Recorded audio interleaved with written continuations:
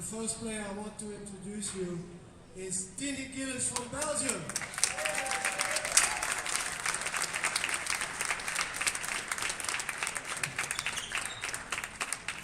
And our opponent today from Egypt, Amina Orfi.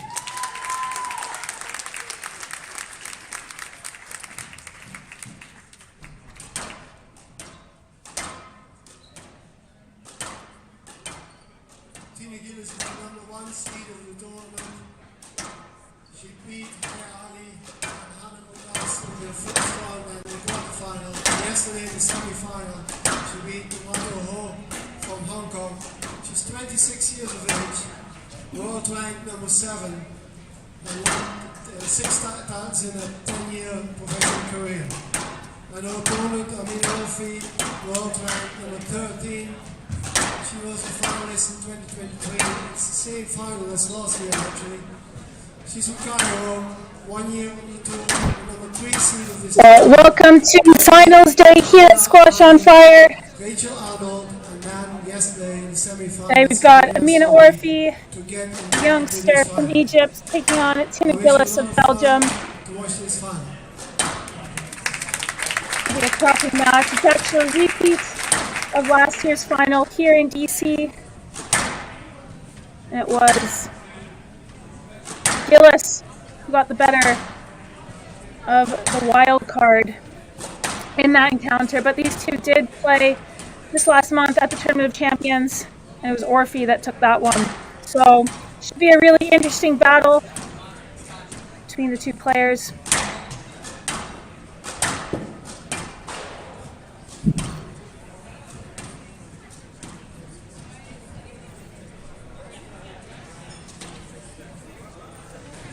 On the right, in the pink skirt, we see Tinne Gilis, sat at her highest world ranking of #7, 26 years old. Like I said, she won this event last year, so some good memories here in DC for the Belgian. She is the #1 seed in this event as well, so on paper the favorite, but she's going to be tested here today against Orfi, that's for sure.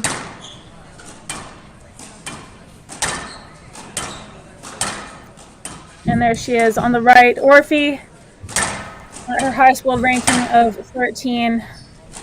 Pretty astonishing considering she's only played 15 tournaments.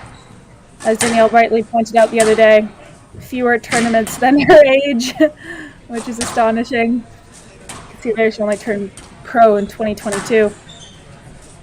And an astonishing 76.6% win rate. Only the top few players in the world really have win rates like that. She's been pretty dominant so far in her encounters this tournament. She did drop a game to Rachel Arnold, who tested her the most. That was 3-1. And then a very strong showing against Sabrina Sobi yesterday. It was 3-love, but it was close. 45 minutes, 13-11 in the third. So she's had a good run out here. Looking pretty comfortable on this glass court now. And joining me for this final, and for the men's final, which is following on after, Danielle Ray. It's the first time this tournament I've actually messed that up. Shoot. Danielle Ray. Well, excited for this one. Definitely been back and forth between the two, different styles of play. And exciting because regardless of the outcome, both players will be reaching their highest world ranking on Monday. So both in the best part of their careers so far. Yeah, really cool to see both players playing each other when they're at their peak. It's always an exciting time. Yeah, you get the sense with Orfi just being so young that her peak is just going to keep going up, and she's just going to be chasing and chasing those top spots. But Gilis has had a pretty good rise this season, breaking into the top 10 for the first time, and now hunting down that #6 spot, creeping towards the top 5.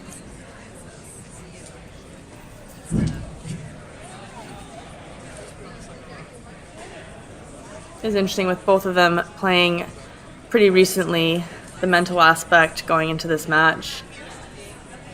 I think with Orfi getting her first win over Gilis should be encouraging coming into this final.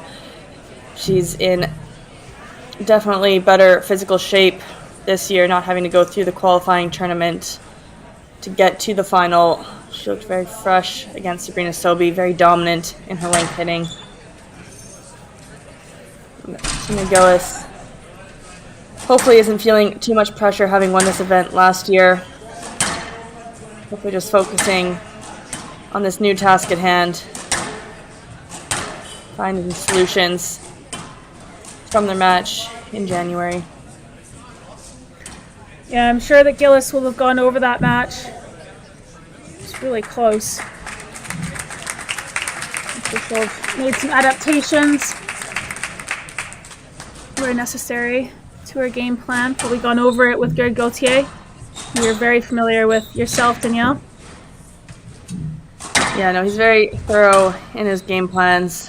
Definitely gives credit to everyone's opponent, which is, I think very smart, because often you get coaches who, obviously you're focused on what you can do above all else and how to use your strengths in a match. But I think it's also a matter of recognizing the strengths of your opponent and just going into a match very aware, rather than almost dismissing them. Because sometimes you go into a match, you want to play the way you want to impose yourself, but your opponent can have a counter to it, a counter strategy, and having backup plans, an idea of what you want to be doing is very important. Absolutely. Well, I'm sure that Gilis is very aware of Orfi's strengths. These two are kind of similar in that way, really dominating up and down the backhand side. I think we're going to see a lot of play down there today. Yeah, it'd be interesting to see if they decide to move the ball over to that left-hand wall, or if you're making zero attempt to play that ball. It's very close to her body. Obviously, the ball is in the middle of the court, but getting a warning already from the referee. Yeah, we saw her fish for a few yesterday against Sobey. Yeah, to be fair, though, I don't think she was too bad against Sobey. Sobey was really struggling with the pace, or if he was putting her under and popping out a few loose balls. So I felt that there weren't too many occasions, maybe once or twice. Surprised to see her going for such a let this early in the match. Gotta wonder if there's some nerves that she's dealing with. But you'll never see it on her face. She's very calm and collected when she plays.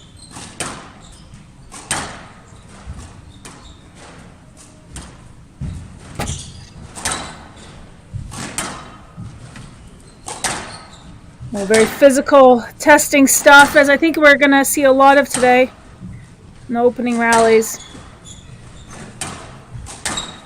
I do think it would be good for Gilis to put the ball over on that forehand side a little bit more frequently. Also look to attack in short like that. Beautiful, beautiful finish. But I say that just because we saw the few errors that Orfi did make yesterday were on that forehand side, just closing that racket face as she tried to attack the ball in. Yeah, I do think that mixing the pace when going over to that side, more height, maybe a hold and cross over to the right-hand side would be effective.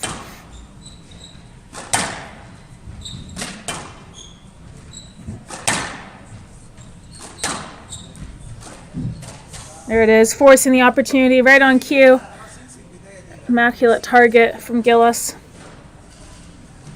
Catching that nice sidewall nick at the back.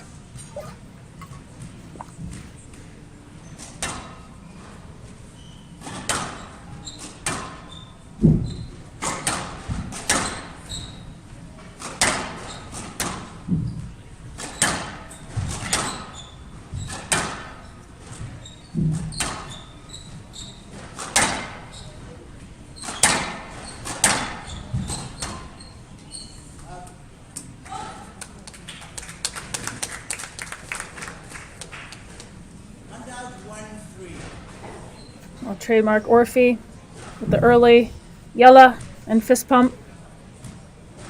She's actually a bit late. Usually she has one at level. It is funny how different players can use the cheers and yells to their advantage or to their detriment. I personally find sometimes it's very draining when you have such an outburst. But at this point, it shouldn't be. It's still very early on in the match. Oh, that's slick. Yeah, usually when you see, well, whether it's yourself or an opponent who's yelling, come on, or let's go, or something like that early on in the game, especially early on in the first game, it's a sign that they're too excited. You know, their anxiety and their nerve levels are maybe a little bit too high. But Orfi, oh dear. Beaks. Well, That looked painful. didn't, yeah, I think, yeah, it has to be a stroke, obviously. But yeah, Orfi, that's just the way she is, isn't it? You know, some players, they operate at that kind of 8 or 9 intensity level, and then some more like Gawad or Sherbini or something are a lot more relaxed, and that's how they play their best squash. So it is kind of individual, isn't it? Finding your optimal intensity level. Yeah, and it is interesting if you're feeling flat on a day and you have to pump yourself up, get that intensity higher, or being able to keep yourself relaxed, which I think for Gilis, she's her best when she is relaxed, a bit more within herself. So very contrasting mindsets between these two.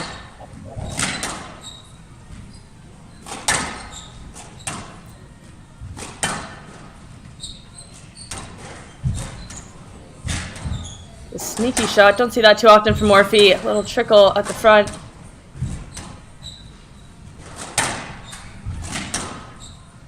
Yeah, we can see Gilis looking to get the ball over onto the right-hand side. Proven effective now. She's forced a lot of opportunities from Orfi when she's getting the ball behind her on the right-hand side. Stop. Can you have a word with your father? Stop making silence, please. Yeah? Mr. Orfi. Please. Yeah? No pushing. Keep your hands still. Thank you. Come down. Well, Roy Gingell, the referee, just telling Mr. Orfi to stop gesticulating. I guess there was a bit of coaching going on from him. Does get very animated behind the court, and obviously hand motions, especially when the referee doesn't understand what's being said in Arabic. It's best to go on the side of caution, ensure fair play. Maybe that should be part of the new reffing course from Lee Drew. We should do an intro to Arabic lesson. Yeah, I'm sure Lee Drew would need that as well. I imagine he's not too well versed in Arabic. Lee, if I you're imagine listening. someone like Tarek Momin, I feel, would be a great addition. Very fair. Also, will state his opinion when it comes to refereeing. So, Hand out 6-3. Well,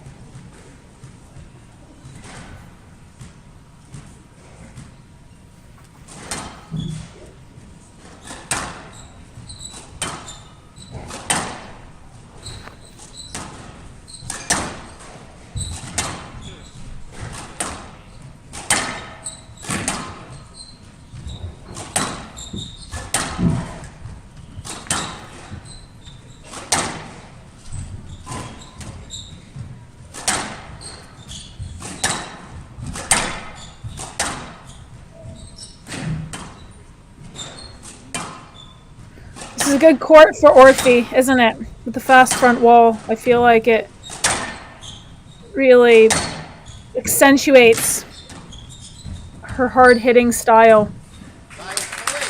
Lovely.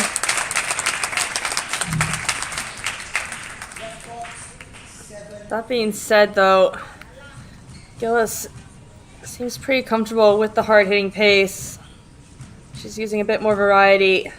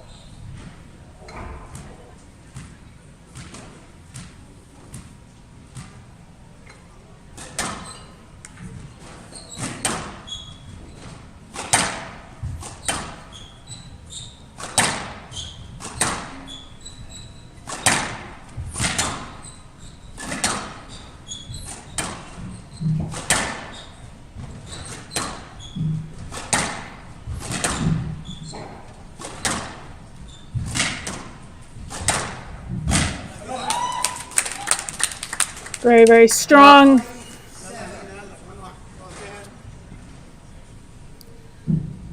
One thing I do like that Gilis is doing, even though she didn't get the results in that last rally, is that she's constantly trying to take that ball before the back glass, using her movement to inject pace and pressure rather than just through hitting.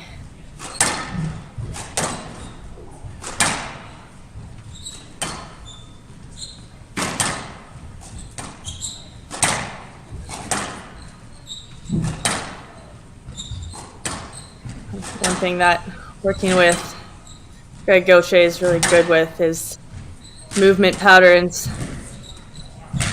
He was such a great mover himself, but how did Orfi get that? What a retrieval and what a counter drop. Phenomenal. She's clawed her way back nicely here.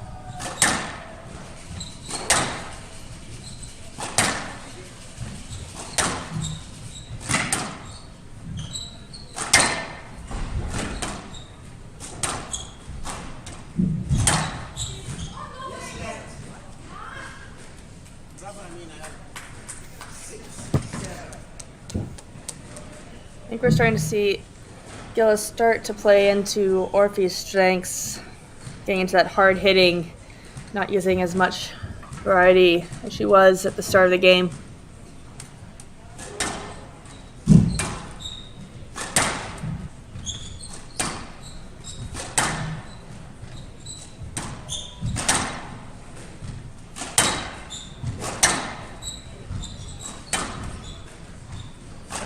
Quick adjustment, definitely a better rally from the Belgian.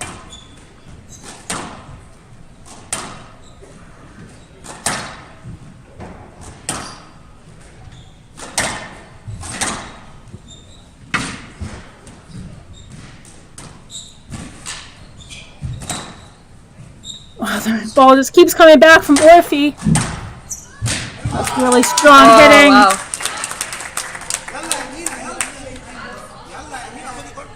And Gilis is livid. She feels there was a movement from Orfi on the tee. You could see she was knocked off balance slightly.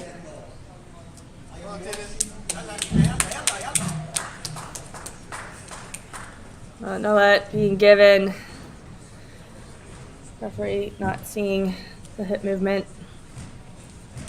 And that lead Gilis had gone. She was controlling most of that rally, but just took one loose shot, and Orfi really smartly capitalized on it.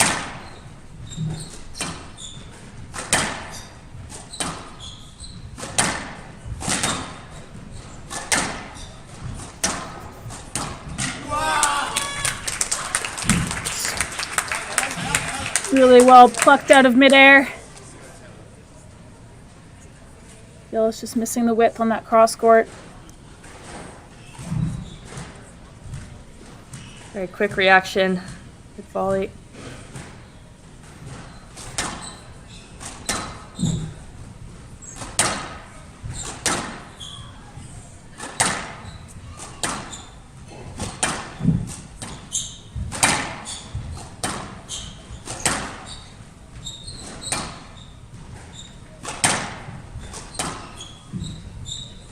A lovely camera angle here.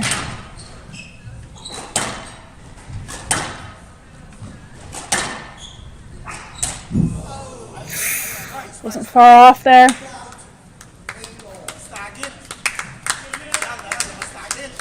It's interesting though, we don't usually see errors from the back of the court from from Orfi.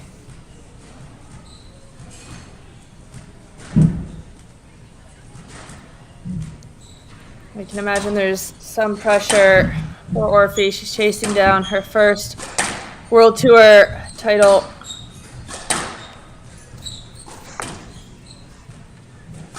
It is a very different situation. She's been in this final before. She's been in tough matches, obviously challenging a lot of players on tour. But there's that nervousness when you really want to get that win. And I think Gilis, having already done it, has to be giving her some confidence.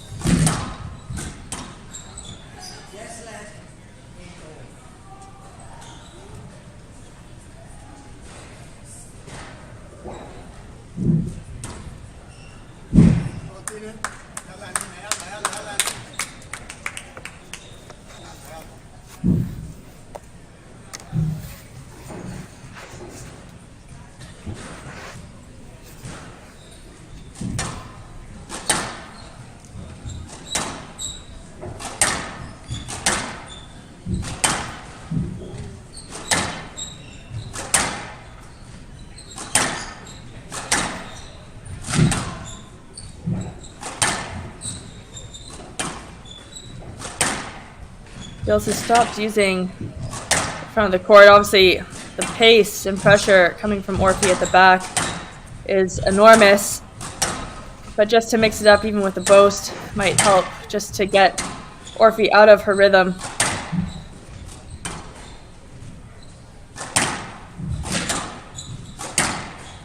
Yeah, Orfi can do this sort of relentless pace hitting all day long. Oh, but the error, half volley, using that top spin in the tin, giving Orfi her first lead of the match.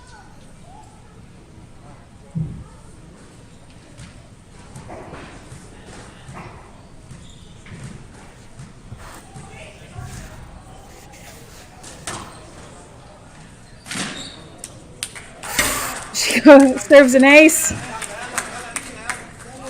A massive fist pump and Yella to go with it. It gives her 2 game balls to earn herself a 1-love lead in this final.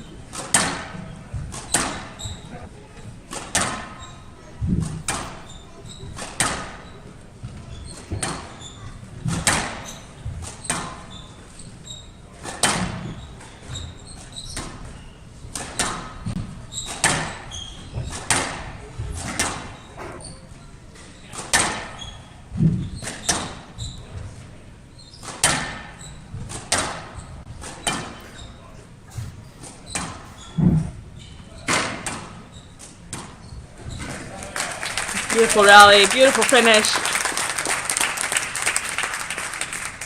Excellent composure from Gilis on that backhand volley drop.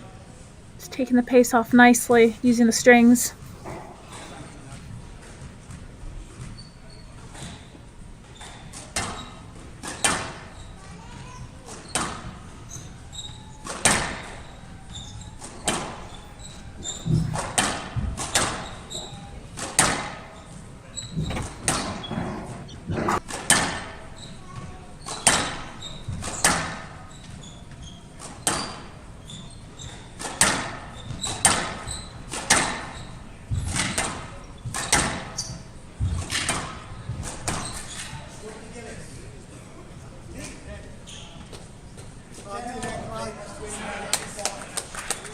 But very exciting game we have so far. Just what you want in a final of a 50K. Going to our first tiebreak.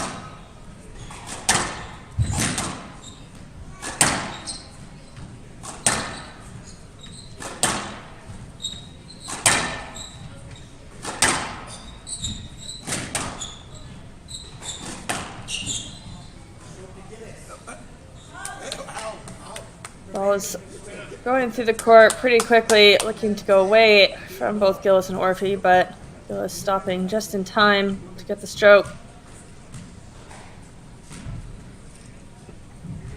And after being 2 game balls down, Gilis has got herself her own game ball. It's been a fantastic first game between these two.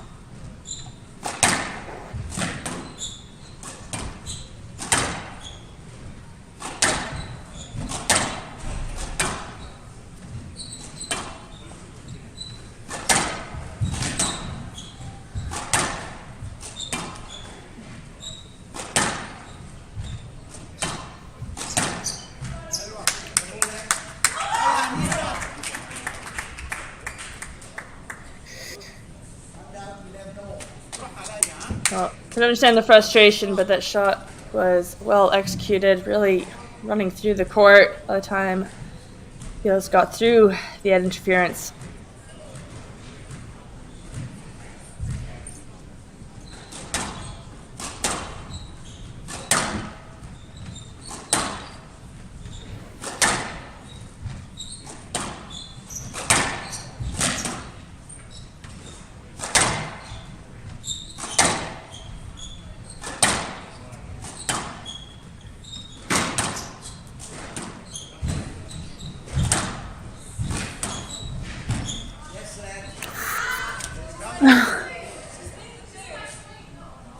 Well, she's in her swing. I'm just guessing the ball is a little bit past Gilis. Yeah, it's a tough one. One of those where actually if she tried to swing, she actually might have clipped her and could have got a stroke, but it's happens so quickly, doesn't it? Those sorts of decisions. Yeah, I definitely don't think Orfi had fully cleared, but it's a nice block for the Belgian in that target, catching the neck.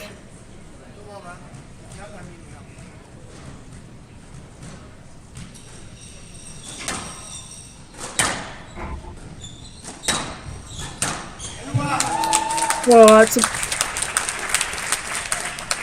really, really well struck volley. Excellent balance on that shot. Massive first game at the 22-minute mark already.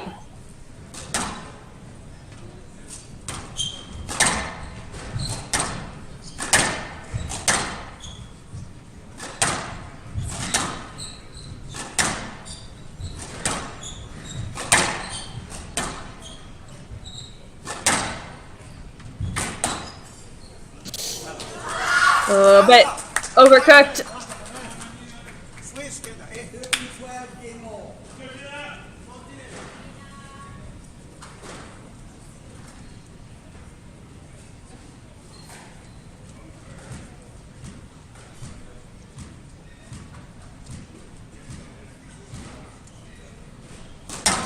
Well, as you said, Danielle, a really hard-hitting physical first game. I wonder who this will suit in the long run. I feel that this game is definitely more important for Gilis to win, just to take a little bit of the confidence away from Orfi, making her know that she has to work extra hard to get into this match.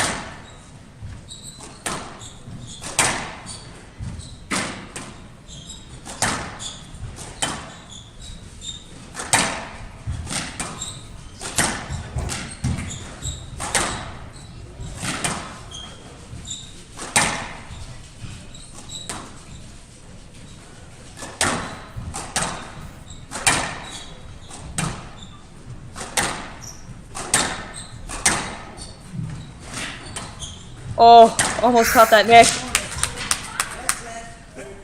Oh,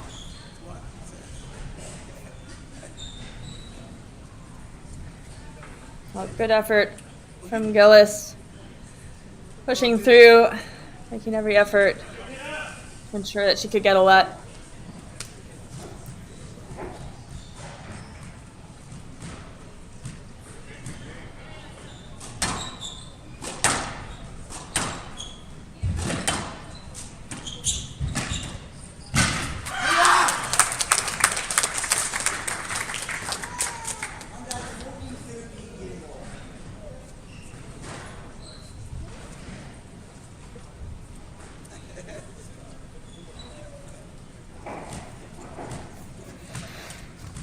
Well, it's the first game that just won't end.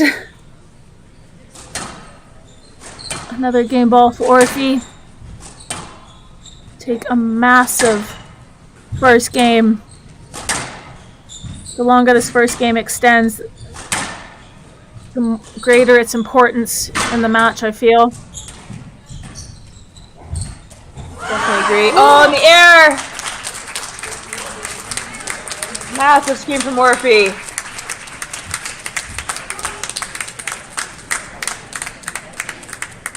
Well, it's a monumental first game. That's huge. You can see frustration from Gilis. 26 minutes for that first game here in the final between Gilis and Orfi. If this type of play keeps up, we're going to be in here for the long haul. That's for sure. But it's Orfi who leads the Belgian and the number 1 seed. 1 game to love.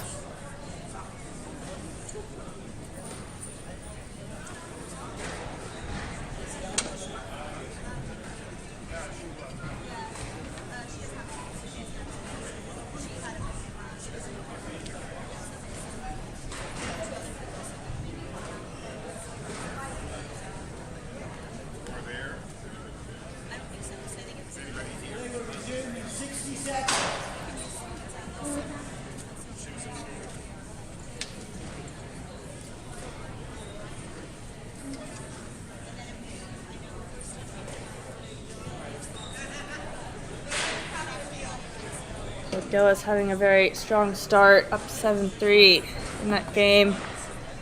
Definitely gonna sting having lost that game. Lots of momentum swings.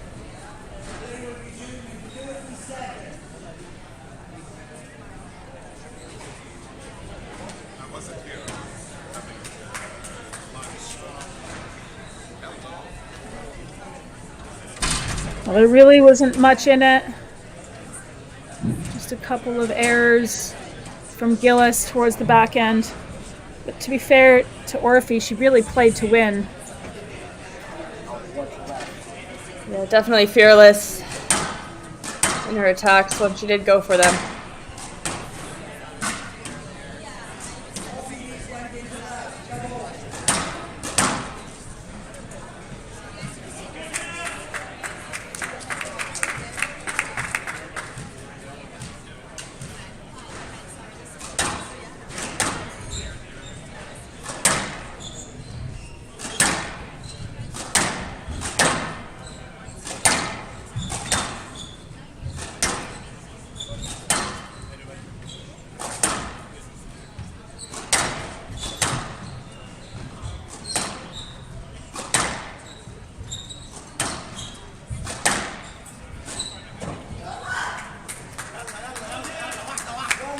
Yeah, didn't commit to that boast. She needs to stay strong here, Gilis.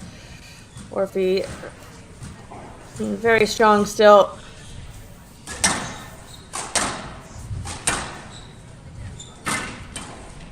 Yeah, it'll be a bit of a mental blow for Gilis, losing that first game. But she needs to remember she did a lot of good work in there as well, even though she didn't come out on top.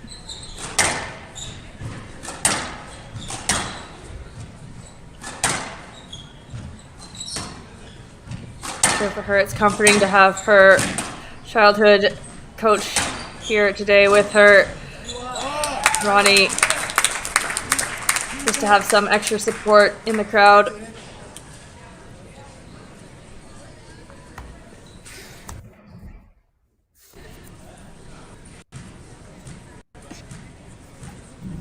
Ronnie's hair is looking fantastic this tournament.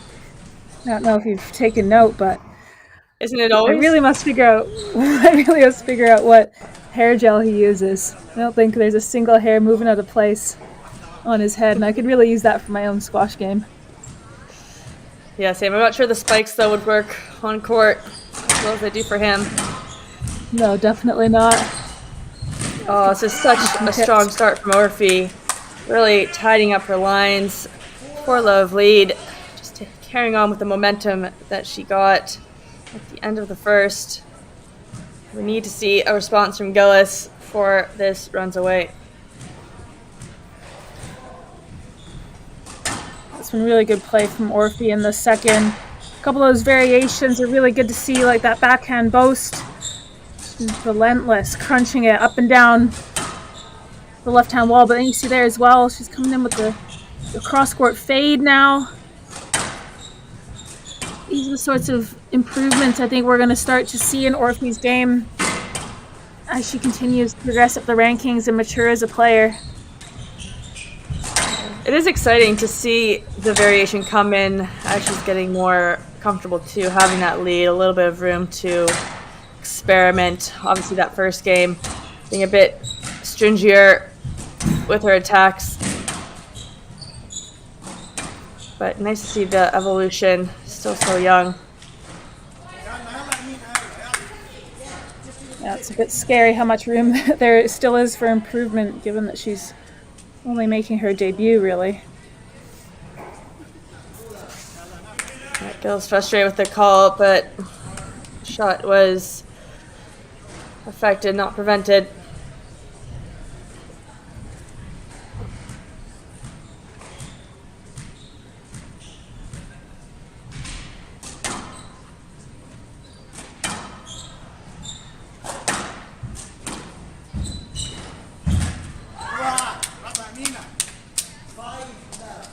That attack, you don't see her do the counter drops in that quickly, and it's good awareness. Let's see the movement of the Belgian going slightly back, expecting that hard hit out of the front of the corner from Orfi.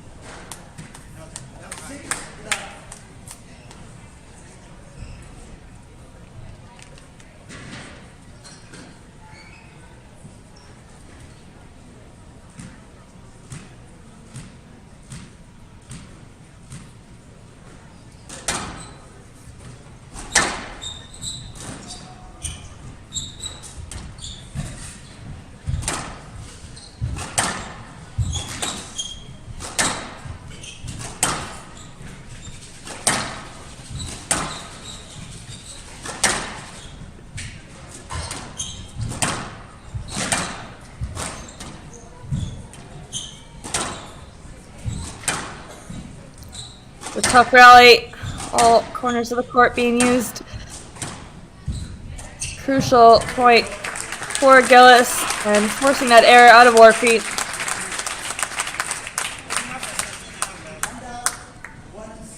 Go on, Tinne, go on.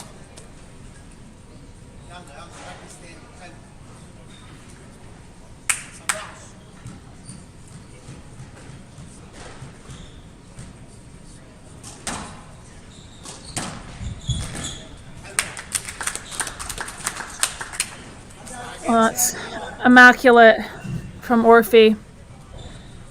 Got a feel for Gilis. She was really trying to extend that rally prior. Got herself in a good position, but then just off the serve, Orfi's taken in the attack. She's looking really confident after getting that first game under her belt. You can almost feel that self-doubt from Gilis, shoulders a bit more hunched over. Looking like she's not quite sure what she should be doing. Credit to Orfi. She made... Oi! I did not expect her to play that one. A bit dangerous. No chances. Yeah.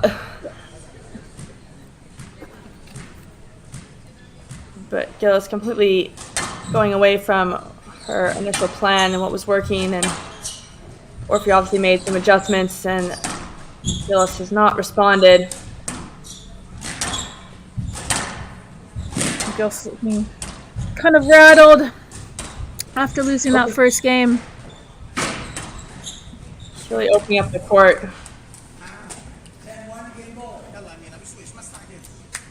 Yeah, and that error sums up this game, unfortunately. Really unraveling from the Belgian. She's got 9 game balls now. Orfi to take a 2-love lead.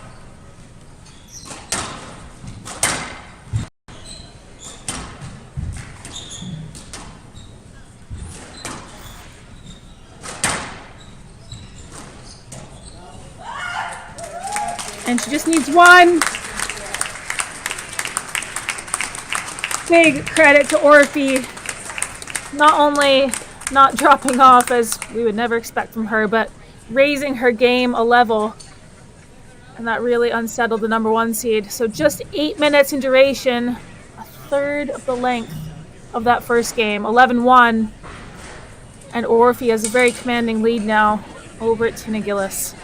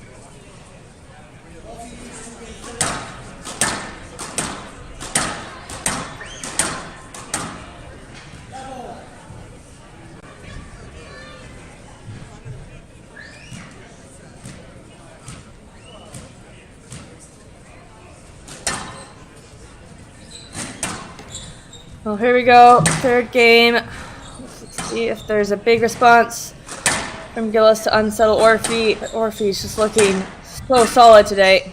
Definitely came prepared for the occasion. The focus and the drive and the determination that Orfi has is absolutely astonishing. I mean, obviously her quality of hitting is relentless and it's accurate, but her attention span is just, I mean, it's just so different from any other junior that we see or any teenager that we see, isn't it? Get the feeling that she is like so different from any other teenager.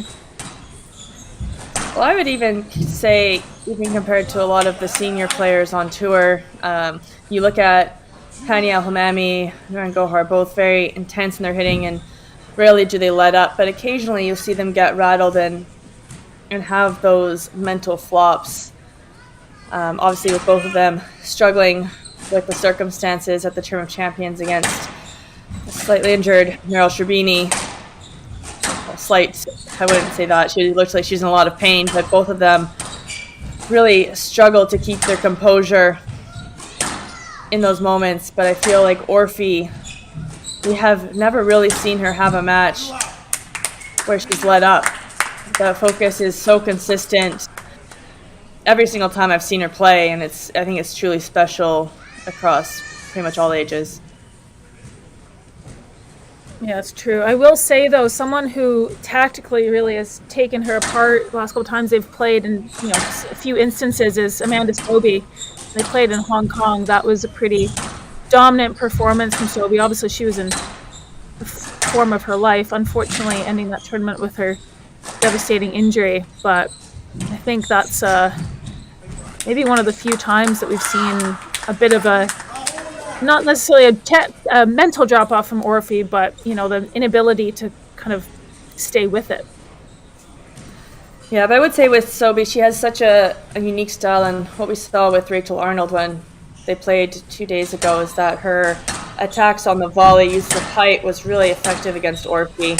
And Amanda Sobi, who is so good around the middle, she's very smart at using pace against her opponents just to push that volley drop in and expose that movement to Orfi.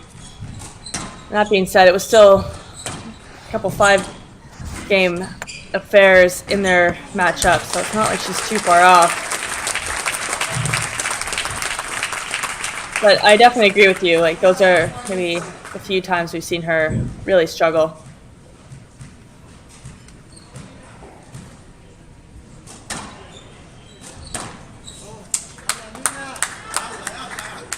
Oh, oof. That was straight as an arrow. I thought that was down at first glance. Absolutely perfect. She's not missing. Very commanding lead in this third game. And you have to give her credit. The whole tournament, not just today, she's really been the best player consistently day in and day out. And she's just continuing on.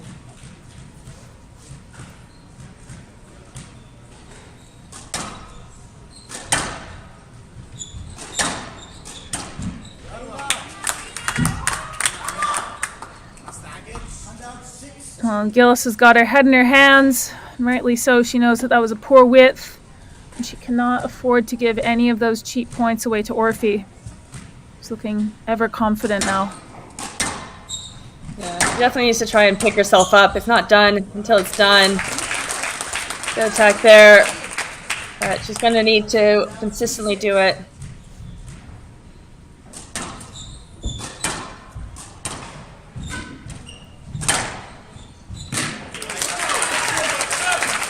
Better tidy work along the left side.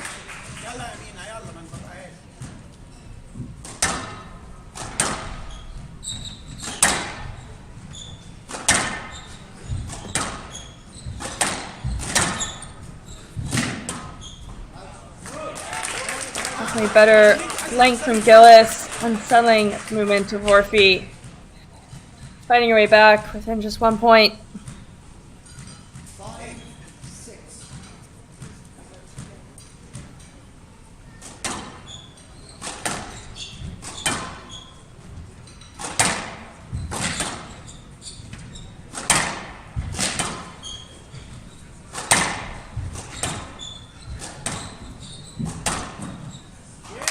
Yeah, it's really smart from Gilis.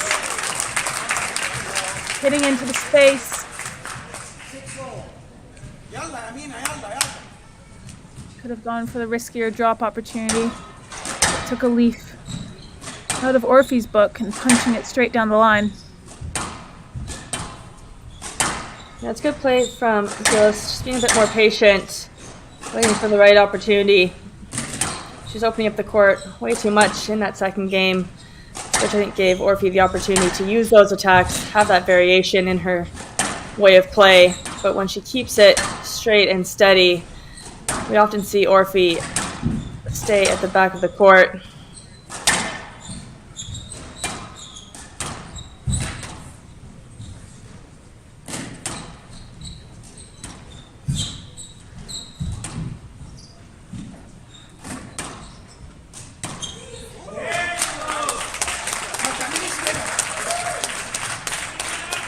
Now Orfi just gone straight into her opponent after being down, I think it was 6-1 in this third game. Gilis has got 6 straight points. Get herself back in front now. I'm very curious to see how Orfi handles herself after losing that lead.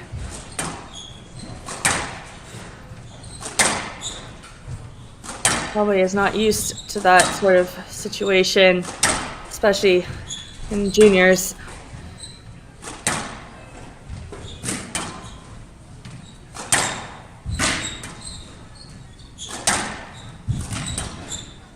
No, it's good to see that response from the higher ranked player, as we'd expect, really. She's not going to go down without a fight, Gilis.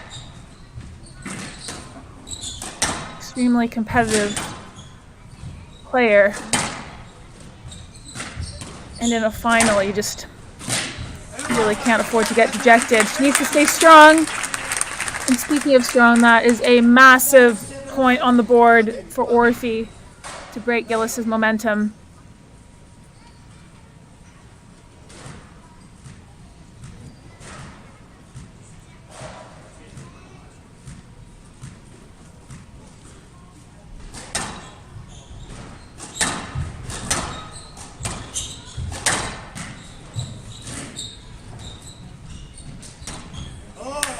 Yeah, smart play. Lovely to see some of that variation from Orfi now, after having opted for the straight ball for much of the match. Now starting to see a few more subtleties from the youngster. Well, she's getting the time to use it.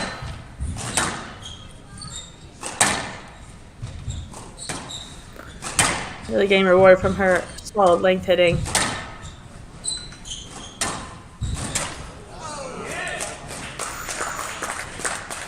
Oh, the crowd behind Gilis, I think, wanting to watch this match go a bit further. Very entertained that first game. This great comeback from Gilis in the third.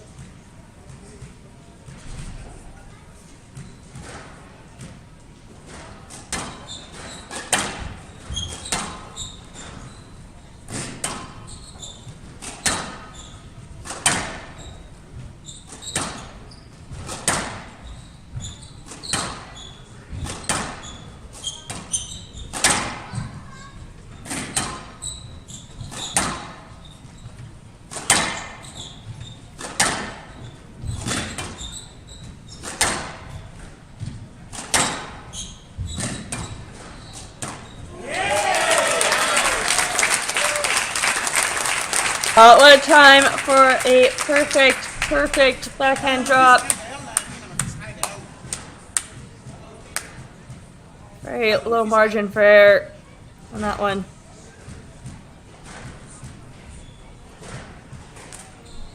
Yeah, she's been really dominant with that backhand volley drop, Gilis. Always been a strength area for her.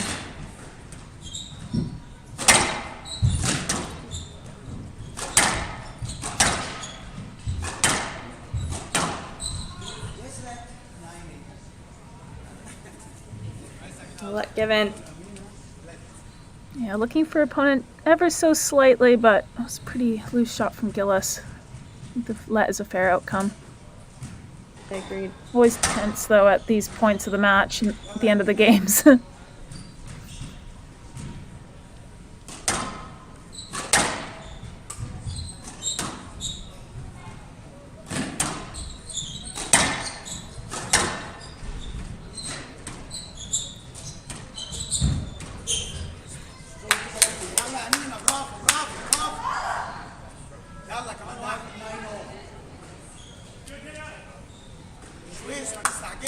Decent amount of contact in that one.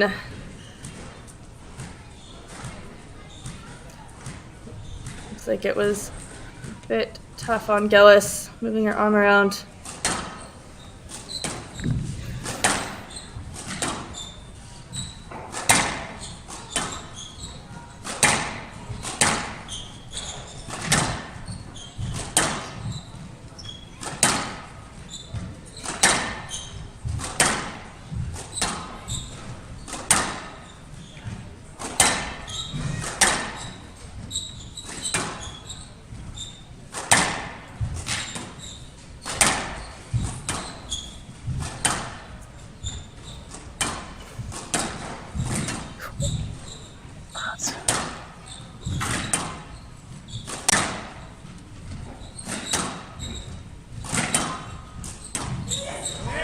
Oh, a shot. That was a big wraparound from Orfi. I mean, that was like she was going for a bear hug into Gilis. No let coming in because of that extremely exaggerated swing. So after being down by a good margin in this third game, Gilis has got herself a game ball. Excellent resilience from the Belgian.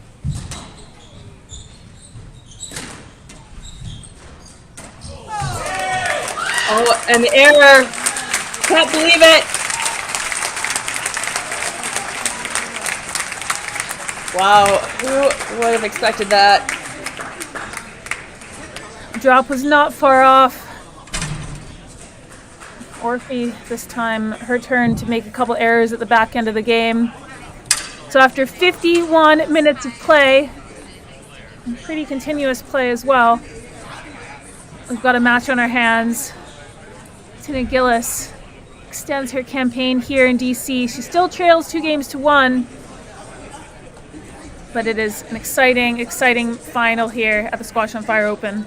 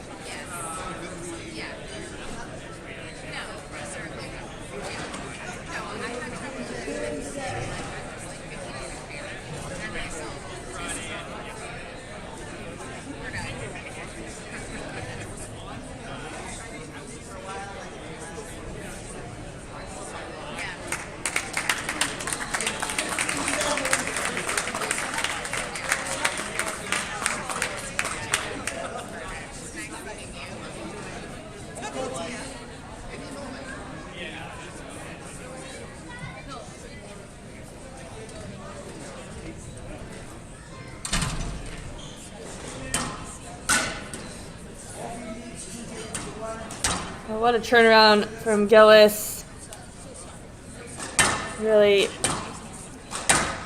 impressive to come back, especially after that second game.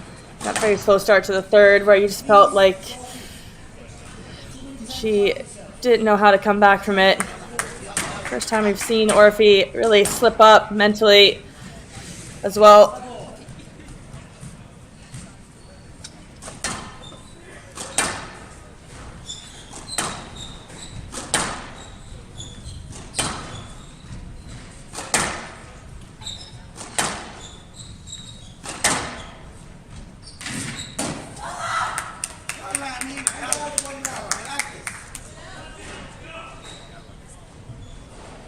Well, the yellows are going to be coming thick and fast now from Orfi. She'll be furious with herself for having lost that third game after a commanding lead. And it's not because she relaxed at all, because we know that she doesn't do that. It's credit to Gilis, who stepped up to the plate.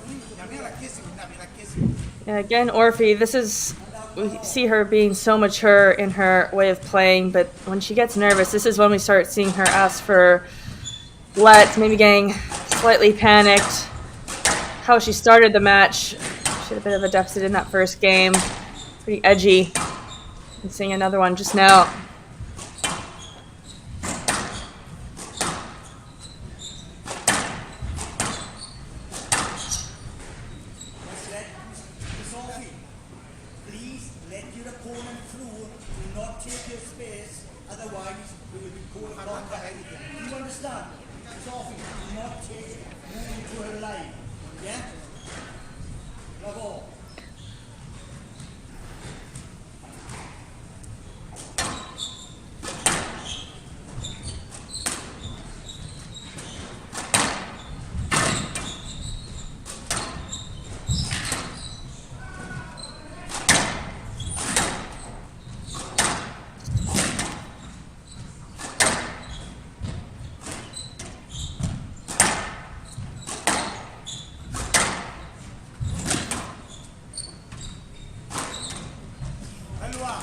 Oh, beautiful switch. Very aware of the open space.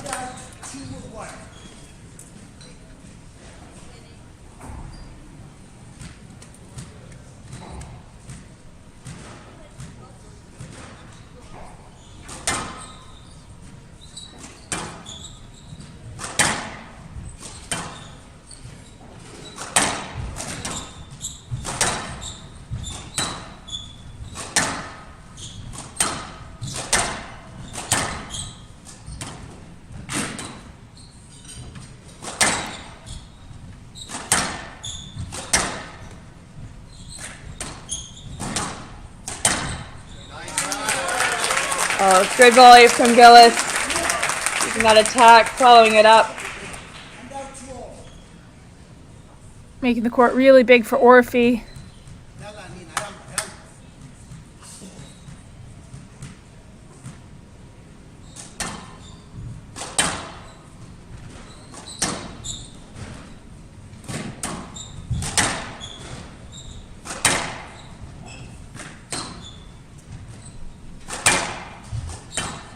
The body language of Gilis is so much better than what we saw. Really needed to get a game under her belt. That's why I felt that that first game was especially important for her. Yeah, it certainly rattled her confidence a little bit. But testament to Gilis's character. She battled back in that third after looking pretty down and out. That's very, very good finish. Yeah, absolutely perfect. But we've seen that with Gilis a couple times, even in Cincinnati, where she lost the first game very closely to Olivia Weaver and then fell apart in the second. So it's the second time, very recent, in 2 months, where we've seen that happen to Gilis, and just one of those things she can try to work on in the future is that mental fortitude, not being too discouraged after a massive battle. Obviously, easier said than done.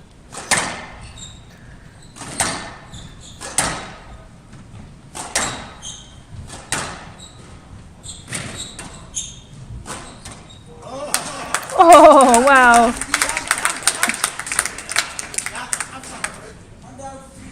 Oh, taxi needed for Gilis there.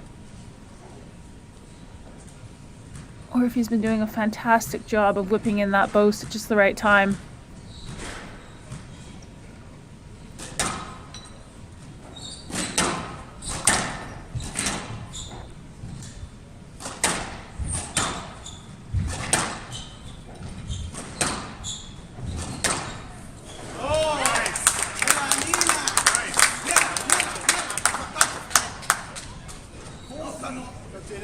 Well, you can hear Mr. Orfi absolutely barking now.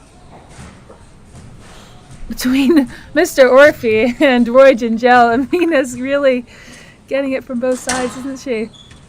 I feel like she needs a positive cheerleader there. Hopefully she's positive in her own mind. Well, I think she is. Even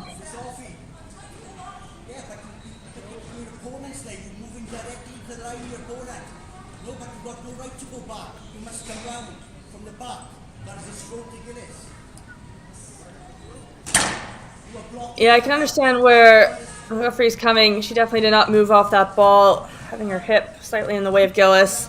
We've seen it, especially more on the men's side, occasionally in the women's, where the stroke is given, and Orfi was definitely penalized for that movement.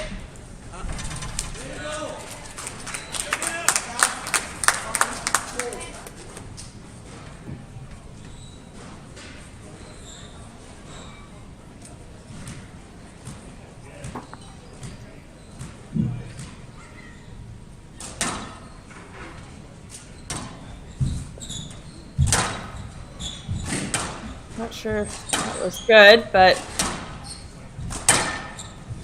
there you go on. Good squeeze from Gilis.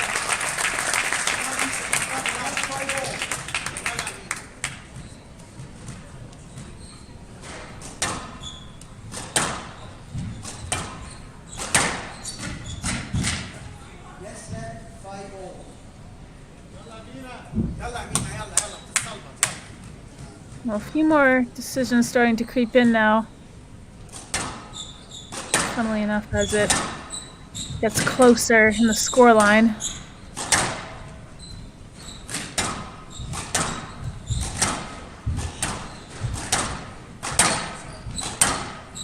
Really quick work around the middle from both players. Looking to take the ball on the rise. Take loads of time away from their opponent.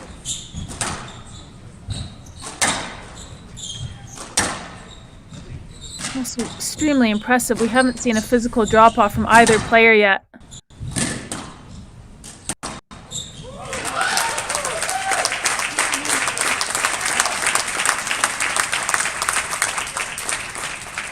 Well, that's where the reffing and the consistent reffing from Roy Gilis come in handy.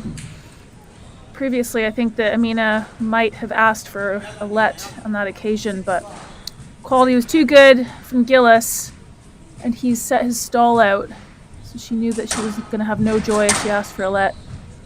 And that's really cleaning it up as well. Yeah, agreed.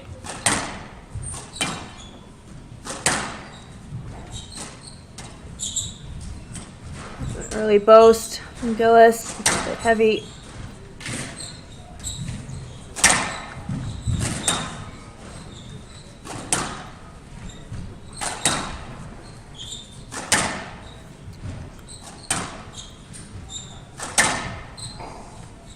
Patient play has definitely been effective. I think we saw that with her sister, Gilis, who played Orfi at the beginning of the season in Paris.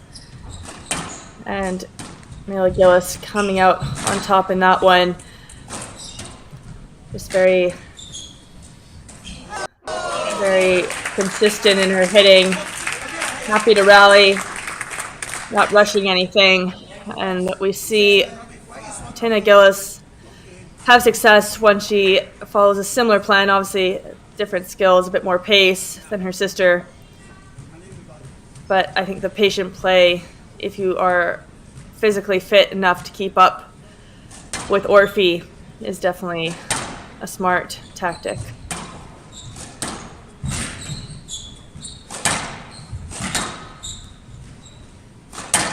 And just these last couple rallies in between points, we've seen Orfi take a little bit more time. I wonder if now we're going to start to see the physicality start to play a role. Yeah, well, one of the things, it's like the normal physicality, but also being in a final and all the emotions that go along with it. It takes its toll more than you'd ever expect. Yeah, just looking at her walk here between rallies, it's not the same, it doesn't have the same sort of vigor.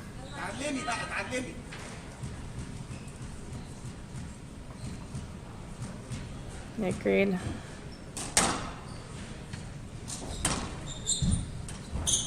See her attack off the serve too early. It's a bit of an early one for her. Like you said, we could be seeing a little bit of a drop off from Orfi. Yeah, it wasn't a strong movement into the front either, was it? She's going for it.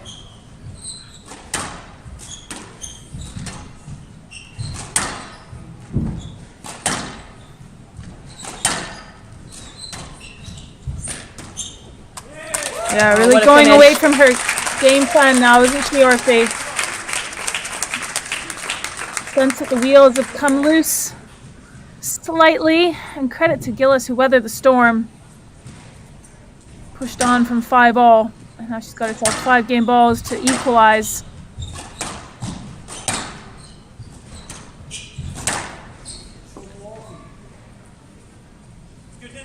Yeah, missing that one.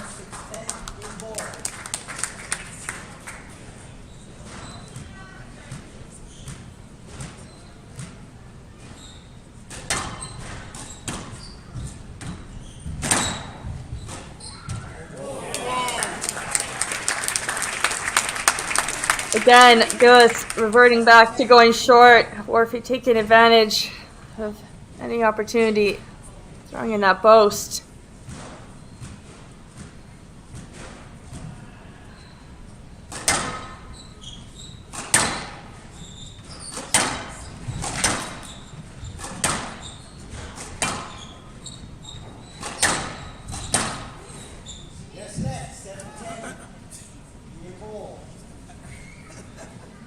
Again, not going to the ball.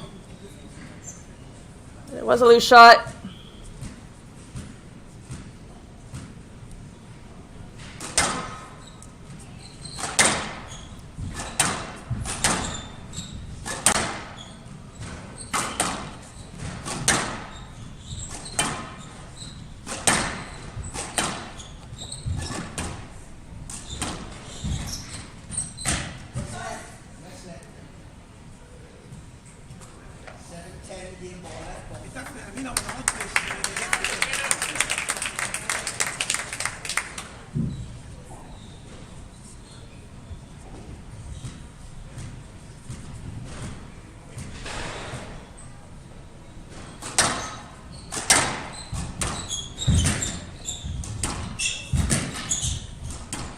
The retrieval. Oh, wow! It was on a finish. What a reach, what a shot. What a volley from Orfi. 3 fantastic straight volleys in a row. Really extending her wingspan. Close down the court.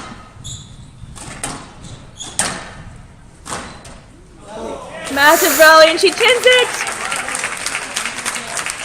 Furious Absolutely furious with herself, Orfi. After playing a couple of fantastic rallies to keep herself in that 4th game, she makes the relatively easy error. So we're well over an hour of play now. Brutal stuff between these 2 players. And just as everyone wants to see in a final, we are going 5. Incredible fight back from 2-love down from Gilis. It's 2-all here at the Squash on Fire Open.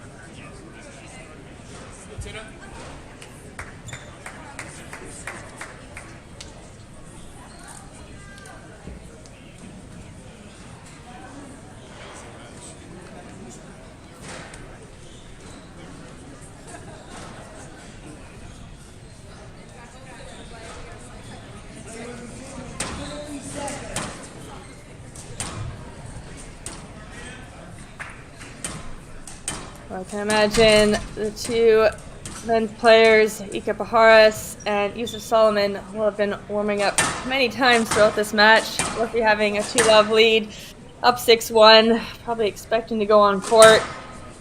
And now we're all the way in the 5th. We'll see if Gilis is frustrated already, but we'll see if Gilis is able to complete the comeback or if Orfi will hold on. Very, very exciting match. Yeah, it's so frustrating as a player when the match before you, there's a big comeback. And yeah, bad movement. Warm-ups. You are not allowed to do that. You must give it a line. Next time, it will become that stroke. Well, Roy Gingell being very clear. That's not how he wants Amina Orfi to move. Very big movement after she hit the ball.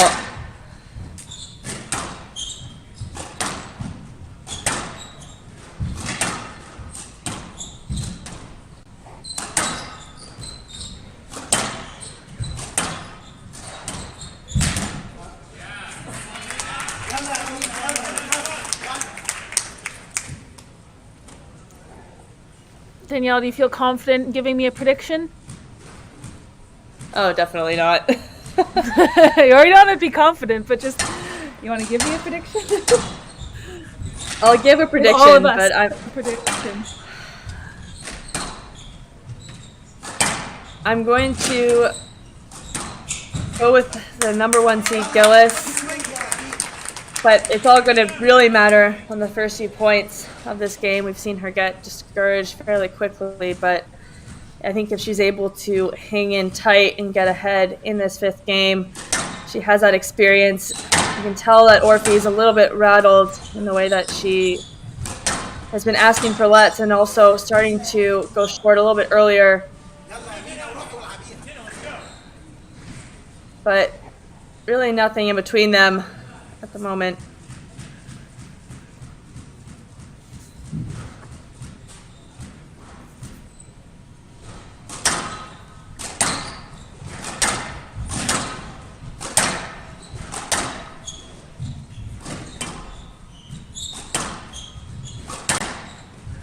I also feel mentally it's a lot easier to be the person chasing, coming back from being down 2-love than having to hold on. You feel that pressure knowing how close you were. And Amina Orfi was close to taking this title in 3. Yeah, the momentum was with Gilis after winning that 4th game. I do find that when you've been up 2-love or 2-1, just have to forget that you had that lead. You pretend that it's love all. You're playing one game, and that's it. You have to forget everything that happened prior to that. Yeah, easier said than done, though.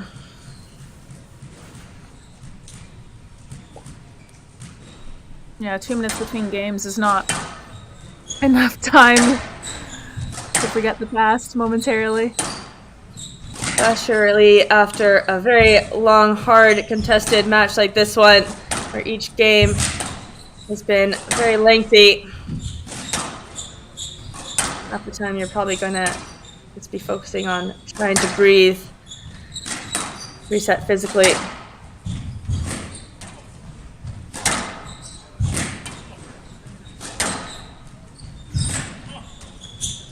Oh, this is a tough movement.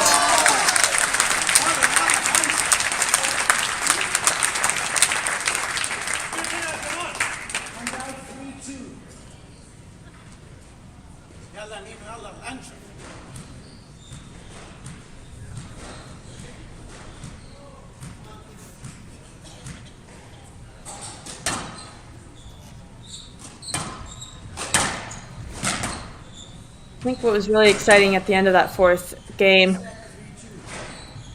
was that Gilis was so patient that she kind of forced Orfi to have to take that step up to attack and initiate, because one thing Orfi's so good at doing is counter-attacking or using someone's attack against them to really put some pace on the ball towards the back of the court. But we saw her have to try and attack from different positions, which she is evolving, and she's had some amazing shots come of it, but at the same time I wouldn't say it's her natural instinct to do so.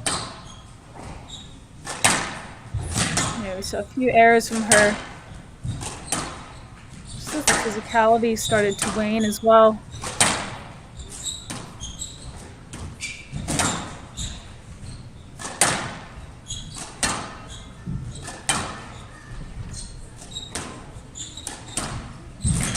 Oh, wow.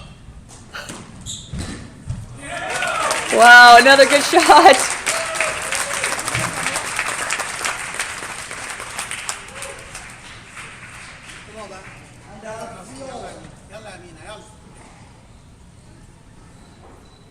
There's absolutely nothing between them now. 2-all, 3-all.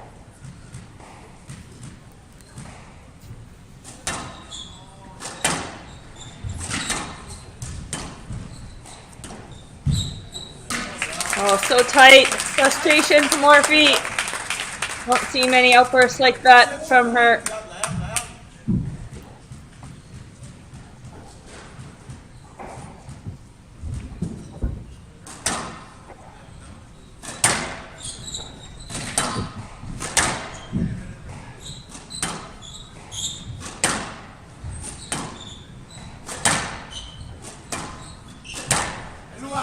Oh, wow. One loose shot, taking full advantage. What a match. I mean, you have the feeling this could just go neck and neck right to the wire.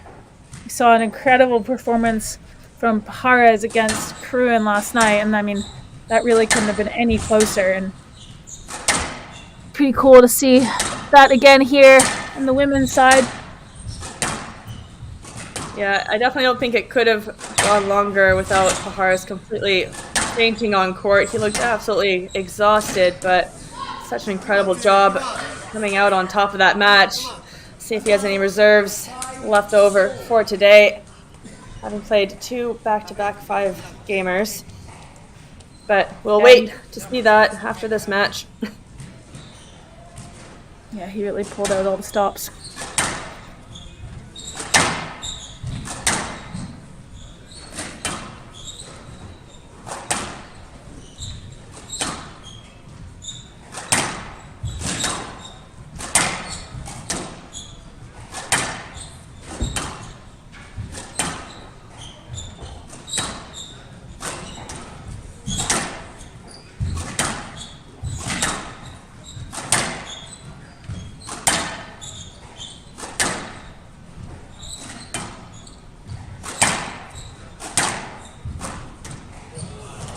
Oh wow, shot.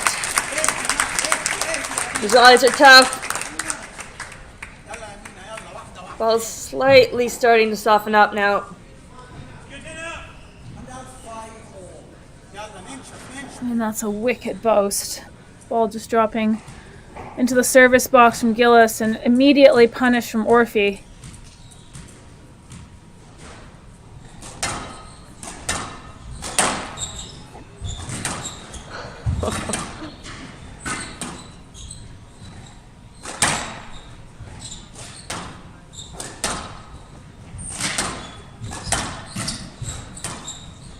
Another movement from Orfi.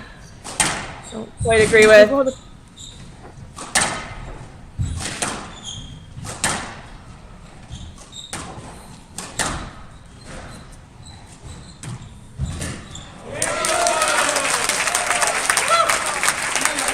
Lovely touch from Gilis. This is brutal stuff now between these two players. You can see the chest heaving, shoulders slightly slumped forwards between rallies, just trying to get oxygen in. Yeah, they're definitely working hard. I was also thinking it'd be interesting to see our Whoop data after this, or the people in the crowds, because I'm sure everyone is on the edge of their seats. I definitely am. Yeah, it could be about 6 hours in the stress zone today.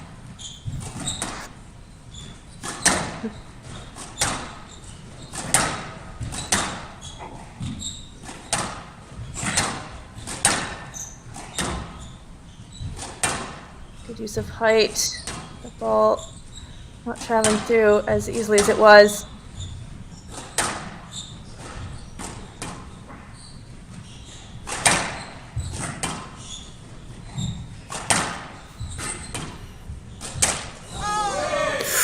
It's a big miss. Oh my goodness. Just slightest lead now for Gilis. A little cushion. Not enough to relax, which obviously neither of these players are going to relax, because their opponent will come barreling through the door if they sense the slightest sign of weakness. But it is nice to have that edge mentally in a 5th game. And knowing that those errors from Orfi are creeping in a little bit more frequently. Yeah, no path. There's no path to the ball. Flat ball given. And it's fortunate that the quality was good from Orfi, because if it wasn't, that would have been a stroke.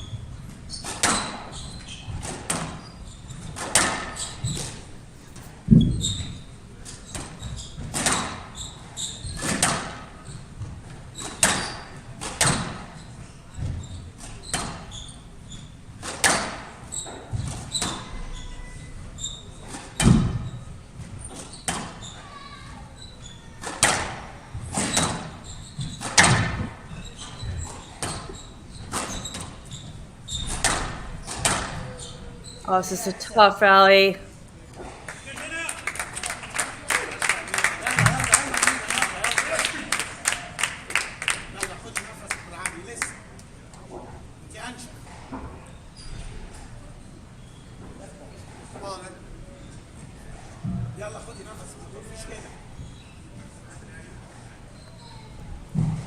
Well, this is brutal stuff.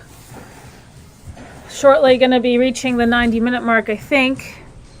Yeah, currently at 81 minutes, 12 minutes just in this game.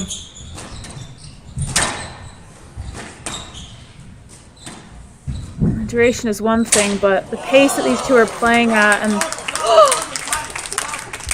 oh, she using all missed four it. corners.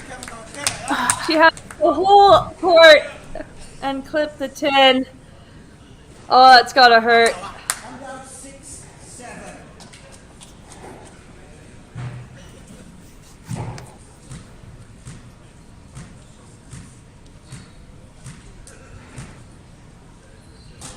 This is a really tough stage in the fifth now. Well, fortunate there. Gilis' return wasn't tight, and earlier in the match, especially in that second game, we saw Orfi really looking to attack those forehand volleys in short.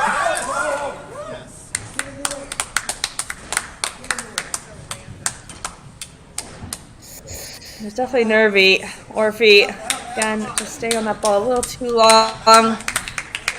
Yeah, we heard Roy Dingell warning about the stroke earlier on.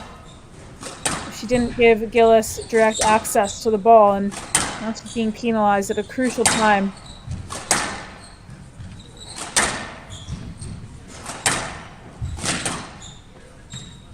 She needs to tread carefully here now, the young Egyptian.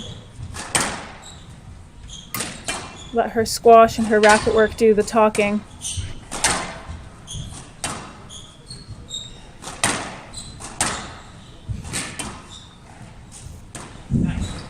Oh my goodness, it was perfect. It was absolutely perfect from the Belgian. That's a big squeeze now. That backhand side has served her so well. So difficult to pick off the ball when it's running tight into the side while losing its pace, especially on the glass court.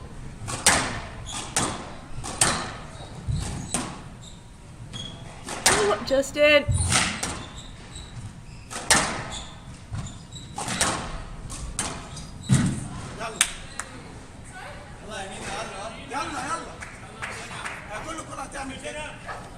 Yeah, just deep enough from the Egyptian. Gilis' initial movement just going a bit too far forward.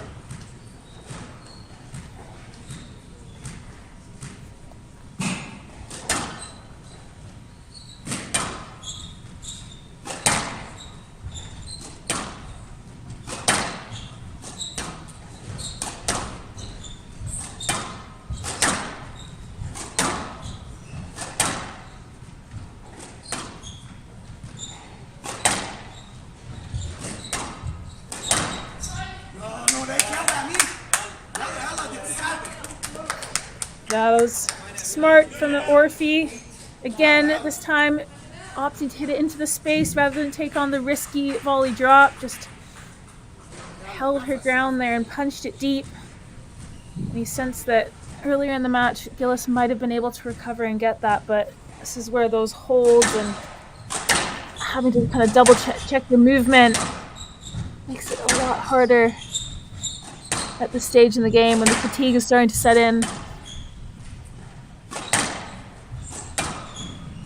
Well, you're definitely going to feel for whichever player doesn't come out on top. It's been so hard fought. Both players giving it everything out there today. Oh, and we're even again, 9-all.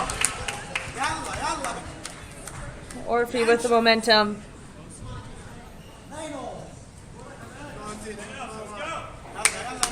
The tension's absolutely insane. I just got a message from someone who's in the crowd there. I mean, we can feel it here virtually, but I'm sure everyone is sweaty palms who's watching this in person. Yeah, I'm getting a few updates myself. Oh, that has to be a stroke. But it's a let ball given. I really felt there was no way for her to play it. Yeah, it was heavy.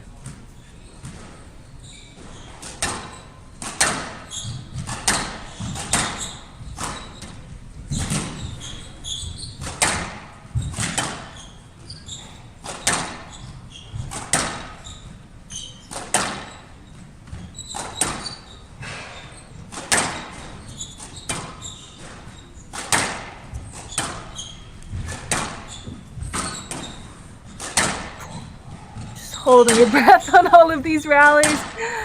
Every shot that's glued to the sidewall, you just... Oh no! The middle of the court, just didn't take that space, rushing herself. Orfi completely out of position. What an error. Give Orfi her very first match ball. After herself, she looked in the driver's seat at 2-love up and then looked a little down and out in this 5th game at 9-6. Yeah, 4 straight points.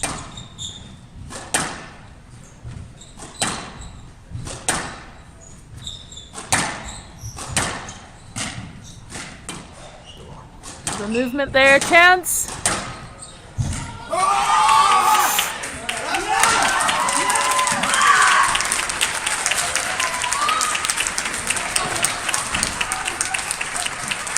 Oh, and the no lets given.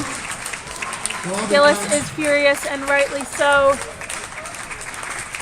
Devastating for Gilis, but Orfi managing to fight through that deficit in the 5th game. What a match. Absolute roller coaster here, as you see. Wow. This was a match with huge performance from the youngster. Orfi being up 2-love. Gilis clawing her way back and looking pretty dominant at 9-6 in the 5th. Orfi showed her maturity, the ripe old age of 16, and somehow came through. 11-9 the 5th, a monumental 20-minute 5th game, and she is the Squash on Fire Open champion after 90 minutes of play. She avenges her result from last year.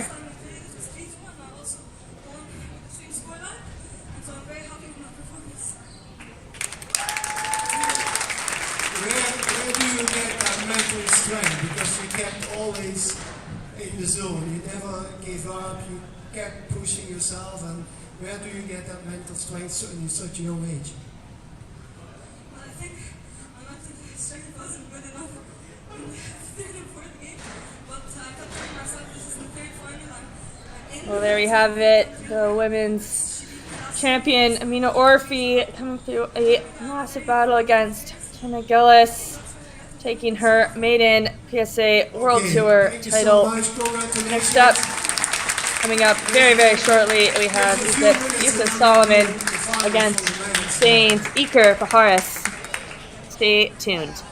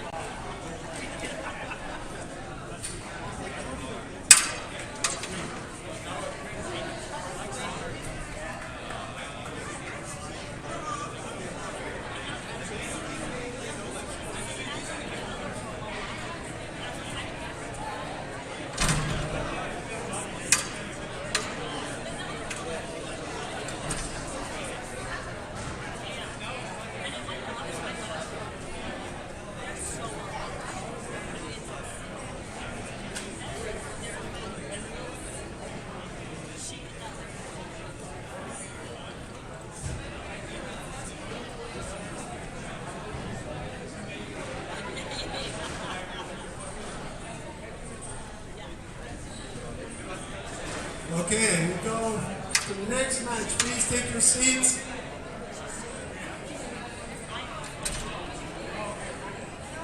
I'm going to introduce the players on court. Please take your seats. The first player I want to introduce to you, from Egypt, Youssef Soliman.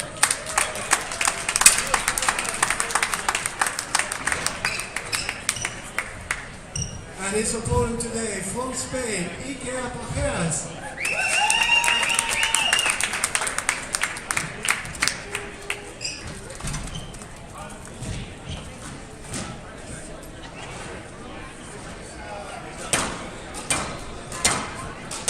Youssef Soliman is the number 2 seed from this tournament. He's world ranked number 12, 27 years of age from Cairo. He beat Soliman Kumar in the second round, Hardy in the third round, and Youssef Ibrahim in the semi-final. Here we go for the men's final here at Squash on Fire. Youssef Soliman of Egypt taking on Spain's Iker Pajares. Definitely interesting to see if the men's final compared to the women's one. Absolute impressive display of squash between Amina Orfi and Tinne Gilis. Orfi coming out on top after 90 minutes of play. But someone who has definitely had their fill of tough matches this tournament is Iker Pajares, having a massive win yesterday over France's Victor Perron, and before that another 5-game battle against Nathan Lake of England. Youssef Soliman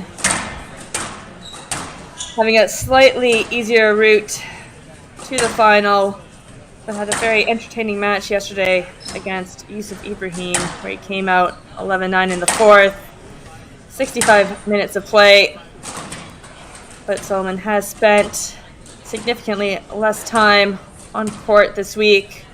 Iker Pajares playing a total of 211 minutes. 27 years of age, with 11 PSA titles to his name, just off his current high, off his highest world ranking of 18, sitting at 20. Very physical player, left everything out there yesterday against the Frenchman. Really snappy technique, gets the ball traveling through very quickly. Good amount of variety. Against Youssef Soliman, who's been as high as 11 in the world, sitting at 12. 9 PSA titles to his name, same age as Pajares. Very physical play, covers the court really well, especially front. These two have played twice before, and they have both been fairly lengthy affairs.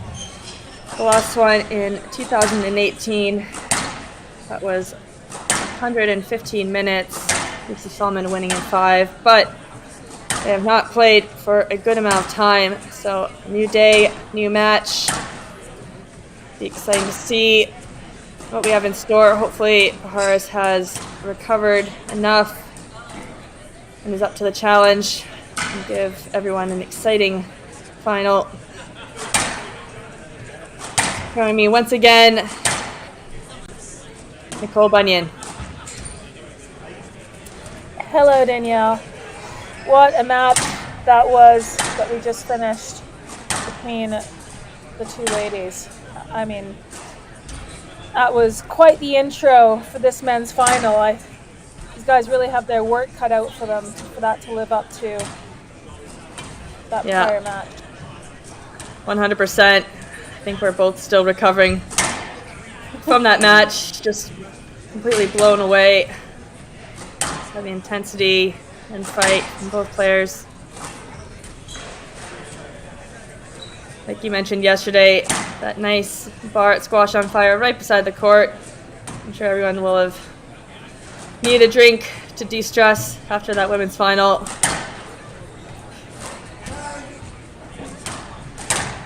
No kidding.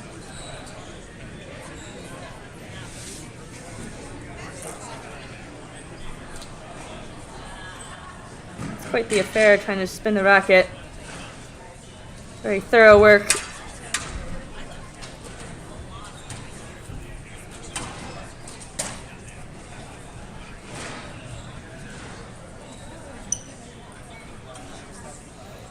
I've recently changed my racket spinning technique actually. Felt it was very, very amateur, so I've gone for started to go for the in-hand racket spin. Oh, fancy. I'm always suspicious of people who do the spin in the hand. I know, but it is still 50-50 at the end of the day, so even if you just kind of drop it on the floor, it's still a bit of a chance, isn't it? Yeah, definitely enjoy in juniors when you see the spin and sometimes they overthink it. Like, how can I just get it to where I want it? You really need to have your focus, directed towards other areas if that's what you think is going to make the difference. I don't know, U13, U11, a good serve can go a long way. It's true. This is very true. Having you won had most the of best my lob serve. That's how I got through U13s. Literally just lob served, loose return, drop. I remember getting bageled at nationals, I think, by that lob serve from you. It all started with that spin.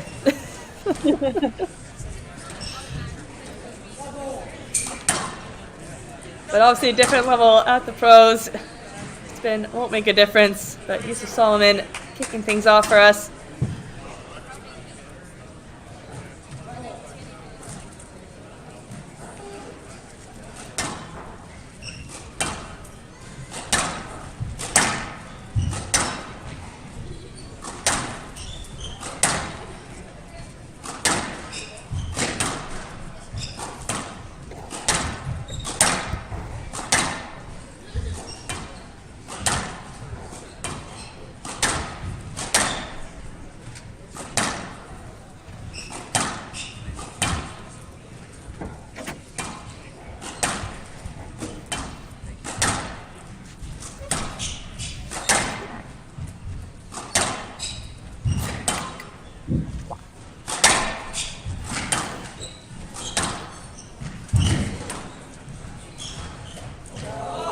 Oh, just missing it, but he did catch Soliman going the wrong way, using that wrist strength, bit of deception in the Spaniard.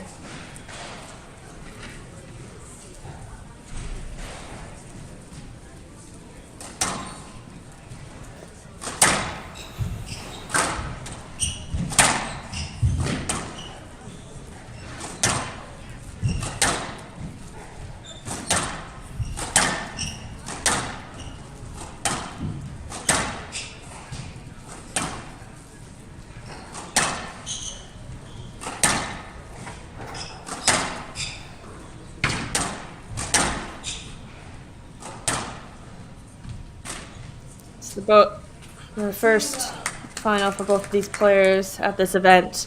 Iker Pajares, a two-time semifinalist, once in 2022 and again in 2023. And then Youssef Soliman played this tournament just once before, losing in the semifinals to Joel Macon in 2022. So best performance at this event for both players.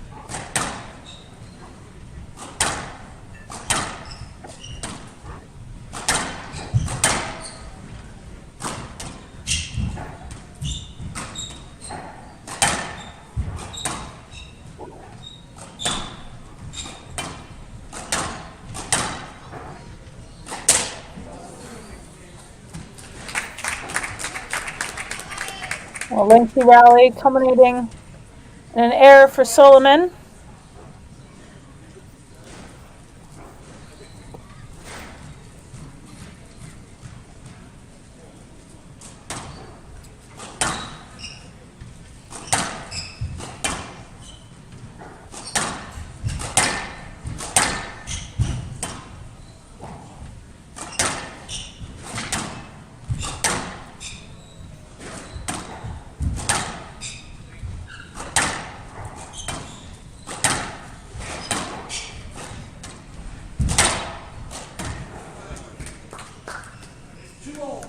Another one sneaking in, a bit uncharacteristic from Soliman. But even though he didn't have same length and duration in his semifinal, he did have a very explosive one with Youssef Ibrahim attacking it in short, any opportunity he got. And so sometimes that can almost be such a shock to the nervous system. You end up being a little bit lethargic the following day. Yeah, shot too good for Pajares. Yeah, it's interesting how the stress of the matches, Danielle, adds up throughout a tournament. And obviously it's the physical stress. I mean, we can look at the difference between in court time between the two players. Pajares having spent well over 200 minutes, 211 minutes on court, whereas Soliman has spent only 150 minutes. So that's a really big difference. And that adds up so much throughout the course of a few days. And then you add on other things like the mental stress, which affects your sleep. Fortunately, these guys didn't have late matches yesterday, so hopefully they had time to recover. But that's certainly a factor that plays in, especially if you have an evening match, a 6 or 7 p.m. final, then you end up having a late dinner. And sometimes the semifinal, then the final ends up being around 1 p.m. and you feel like you've just got off court and you haven't had much time to recover mentally or physically. So it's a lot more factors that go into the performance in the final than just the squash and the court time, isn't it? Yeah, 100%. I do think if I were Soliman, I would be trying to extend the rallies, not just through length hitting and time, but also move the ball around. So even if he weren't to win that first game, he would have put that extra work into Pajares, because he did see a massive drop-off towards that 5th game against Crouan. Crouan just got a bit tense, I felt. Didn't take advantage of the opportunities he was given.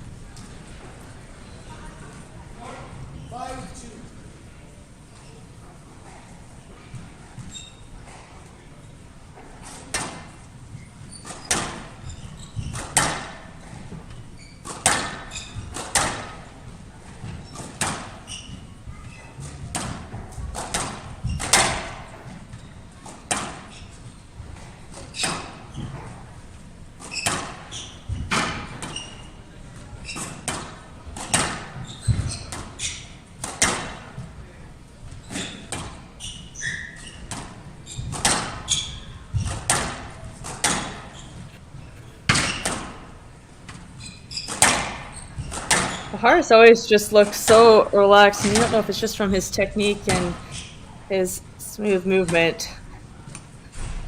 It always looks pretty casual when he's hitting the ball. Does that down the middle shot. Yeah, it certainly served him well yesterday, didn't it? At crucial times, he relaxed and he opened up. Some outrageous winners. Just playing like the underdog, like he's got nothing to lose and paying off well. Yeah, but a good opportunity for Pajares, chasing down his biggest title to date.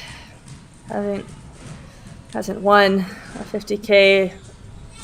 Just cleaning up on the Challenger Tour.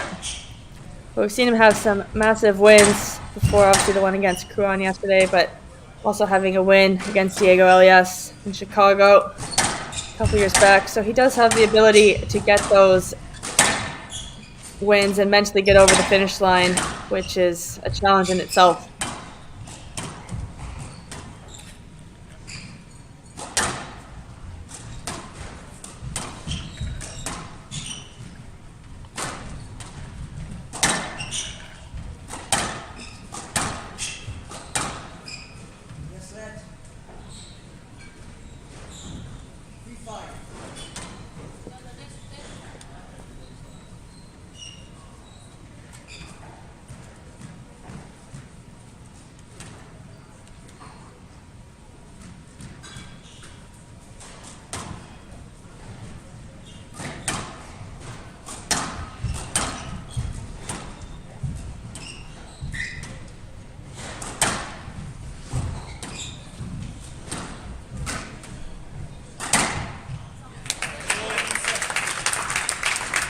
Yeah, very clean hitting from Soliman, very patient, just waiting for the right opportunity. It's been a very rhythmic play from both players, not really switching up the pace too much.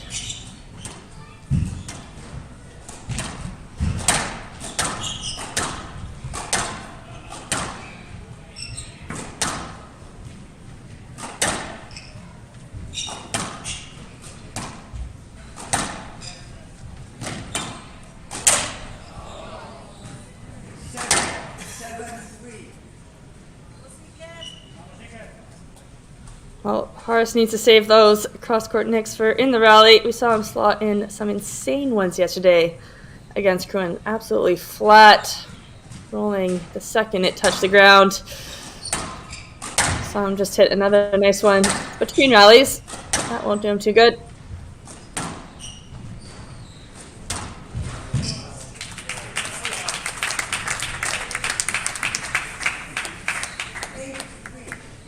Not getting the same balls back that he was yesterday, looking slightly flat as this game goes on. Yeah, completely understandable as well.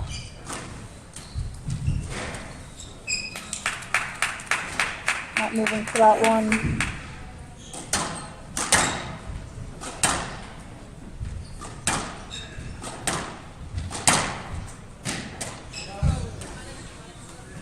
It can be such a big ask once you've come through a marathon semi-final, beating someone who's higher ranked than you.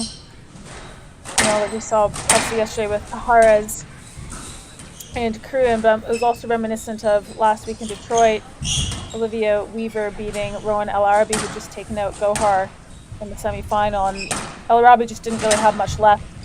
You know, so it ends up being, sometimes it can be a little anticlimactic in the final because of the routes that both players have had to get there. Yeah, that is one of the benefits of some of the platinum tournaments where they do have those rest days in between, just so then you get high quality matches. We saw that at the Tournament of Champions this year, El Arabi having multiple massive matches, but because of that rest day, having time to recover and put on another show for everyone. And these ones have been 4 days back-to-back, couple five-setters. Well, now he's starting to add some flair. Maybe looking for some quick points.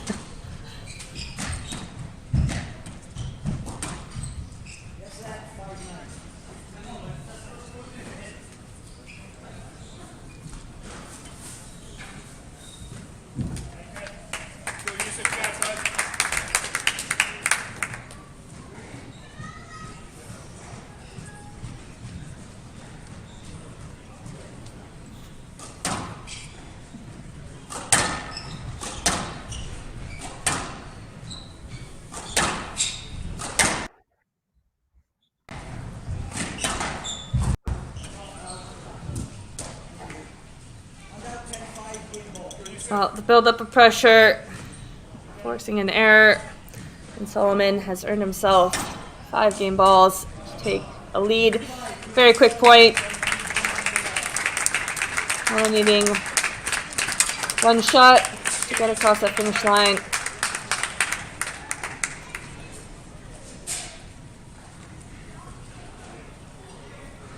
"15 minutes of play, 11-5, and the Egyptian leads 1 game to love."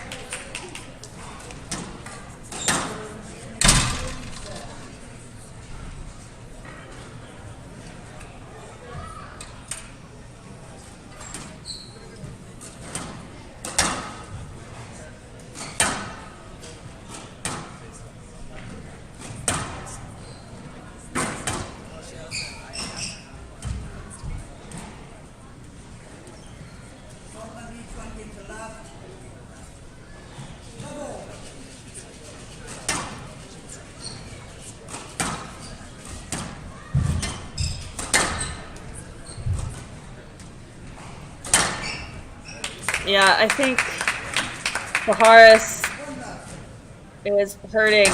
I don't know how he's gonna dig himself out of this one. His legs looking a little jello-y. He's trying.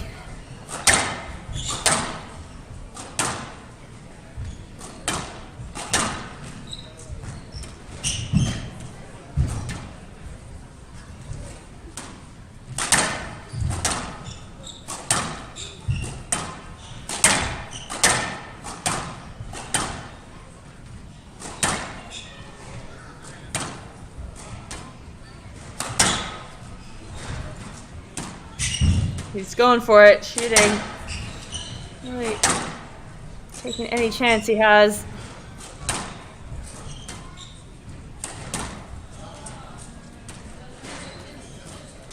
Smart lift, trying to buy himself time.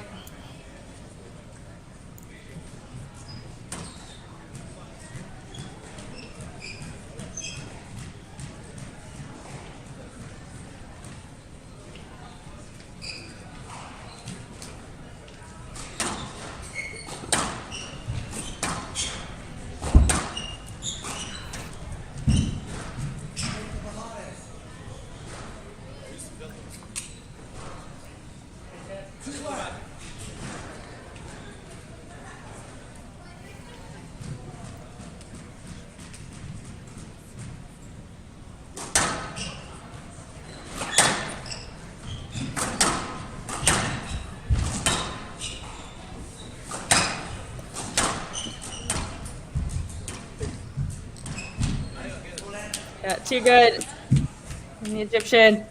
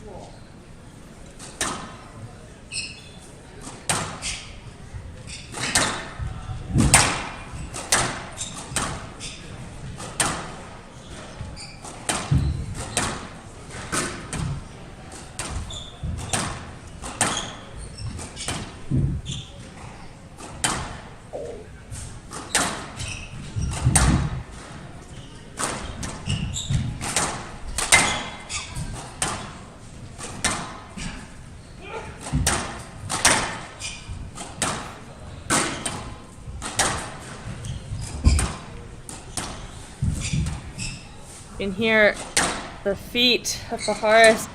Some of these lunges, bit heavy. Couple grunts to go with it. Soliman definitely in a better position most of the time. I'd like to see Pajares start adding in those lifts like he did in the other rally.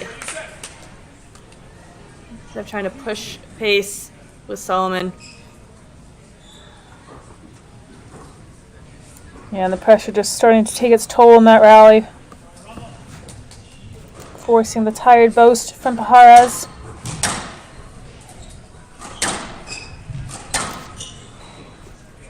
Speaking of his feet, those are some interesting shoes that Pajares has got on. I think they're the unsquashable shoes. It's fully decked out in unsquashable kit. But they've got what looks like a massive heel on them. I wonder if they're heavy. Yeah, you never know. I personally don't mind a slightly heavy shoe. It just takes some of that impact out of your feet. Instead of having to grip your toes trying to decelerate, it does take a bit of that workout. But I figured you like those orange shoes. As a Princeton grad, probably what caught your attention. You know, I do love a bit of orange and black. That looks a little bit more like a reddy orange, though, than a Princeton orange. Tend to favor that full-on Halloween theme. Pure orange.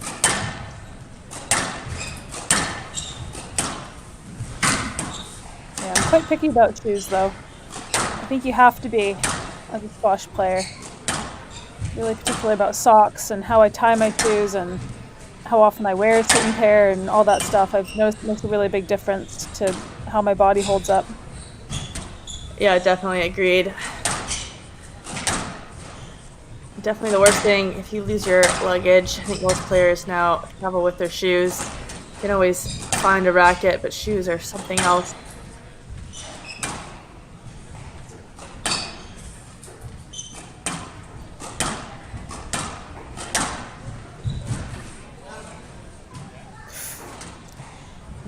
Deep length, pressure building. Soliman looking very steady. A lot of contrast compared to that last match, the intensity between the two. They both seem pretty calm, slightly lethargic in this final, whereas the women's one was spicy. Definitely a lot of tension on that court.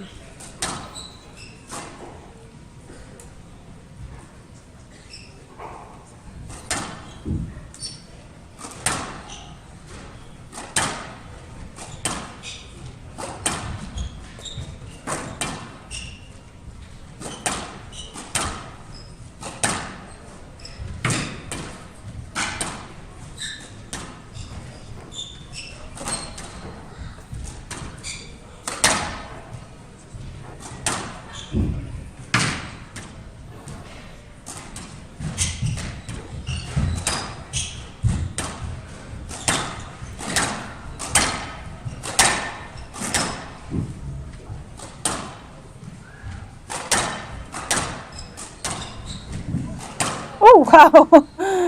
Oh, I think that was pretty unintentional from Soliman. I don't think he realized Pajares was right on his shoulder. Just sent the Spaniard flying.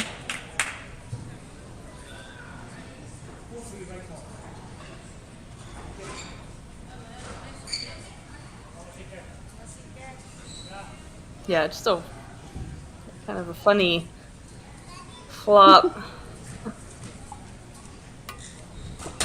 Usually we see hip checks, not not booty checks.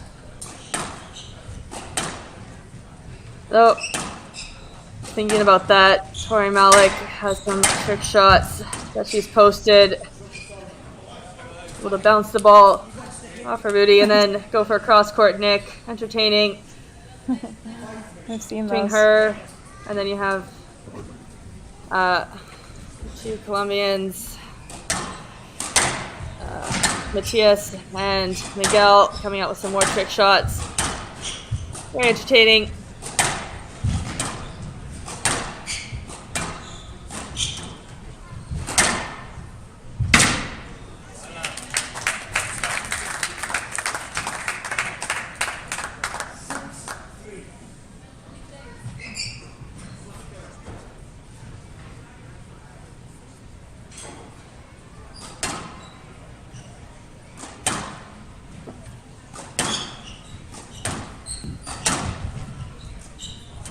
You can tell Pajares is trying to do the right things, trying to lift the ball, trying to attack when he can. It's hard to break down Youssef Soliman. Being really patient.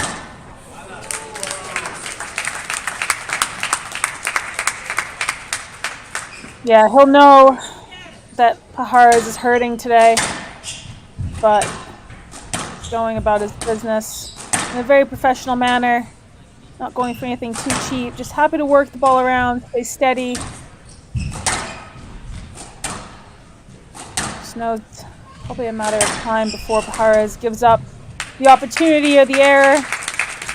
There he is, cleaning it up, putting into the space.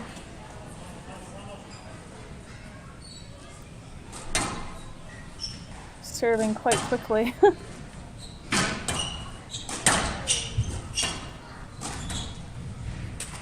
That was perfect. Love that shot. It's like a volley trickle boast. Stayed pretty acute, didn't it? Yeah, his balls were definitely effective yesterday in the semifinal. He has the right angle, and because of the way he snapped that racket through, it goes quicker than you'd expect. Hard to read.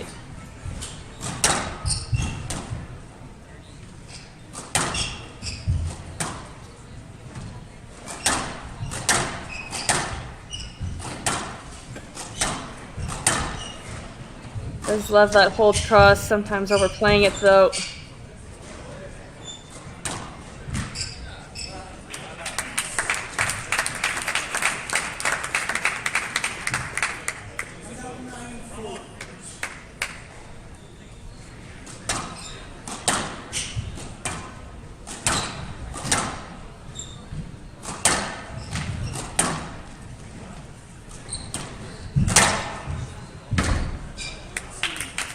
Yeah, very clinical, just going for that short ball, stepping up and applying pace.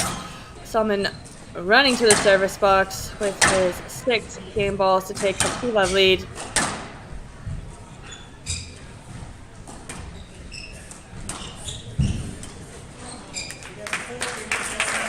Yeah, desperate volley from Pajares. Not following it up. Really hoping for a winner. Soliman looking very unbothered, hunting it down. 12 minutes of play, and Soliman is up 2 games to love and hunting down his 2nd PSA World Tour title.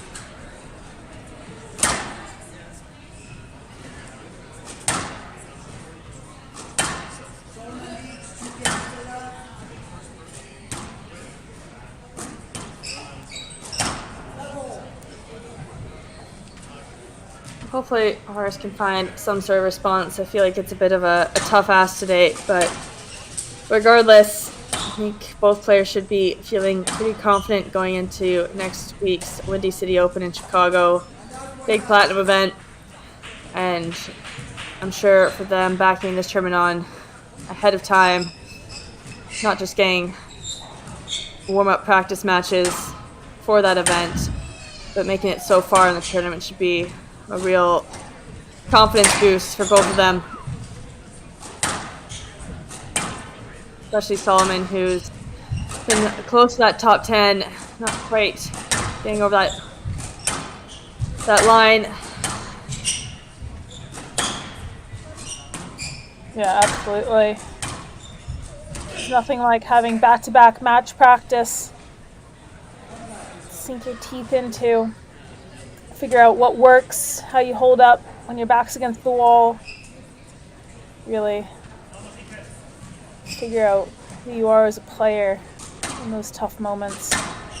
Finding ways to get through matches when things aren't working right. For instance, here, Pajares has had a pretty physical road to the final, and I think for him, obviously, it's going to be a tough ask to come through this today, but he's just got to find a way to make it count because he can still get a lot out of this match from a experience perspective.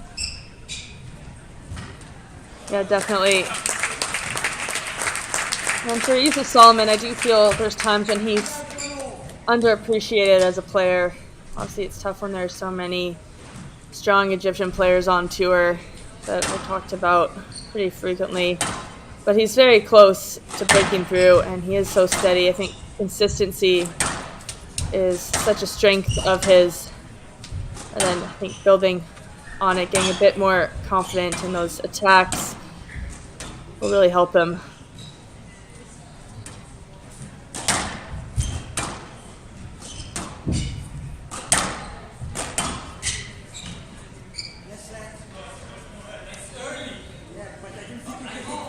Very early ask from Soliman. Obviously the ball came all the way back towards Pajares, but a bit unnecessary, especially since he's been going and playing through each of these to play each ball.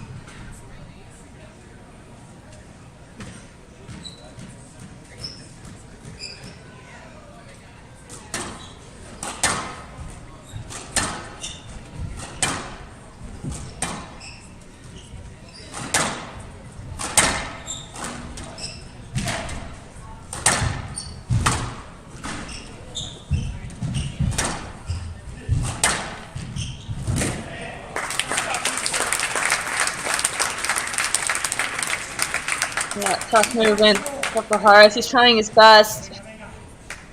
It's really adding up.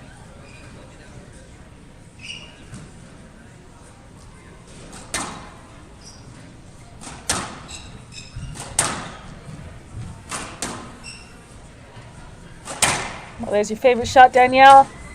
Skid boost. It's the first one we've seen this tournament that's actually made it to the back of the court. Probably count on one hand the number of times I've seen that played on SquashTV, actually. Like you said, it doesn't work as well on the glass court.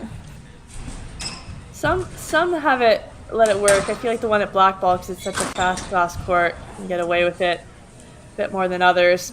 Definitely seen Shorebaggy play it, though, lately. A few more reverse bows from him instead.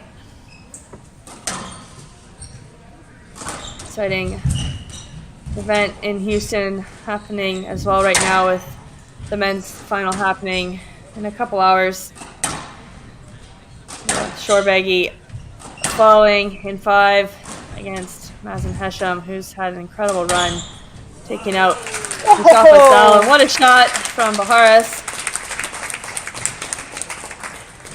Saw a few of those yesterday. I wasn't missing them yesterday at all.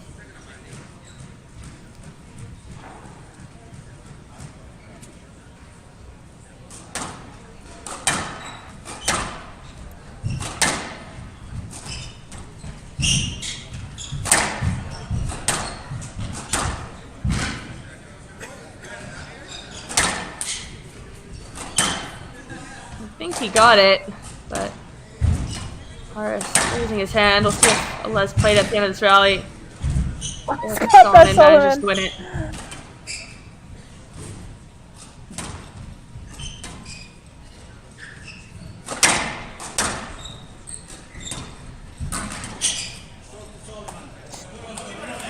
Yeah, it's got to be a stroke. Ball following Pajares, unfortunately. So A bit tough with the double bounces because the ref is above and that angle is so hard to see it when you're up high. So from this angle, I did think Soliman got that.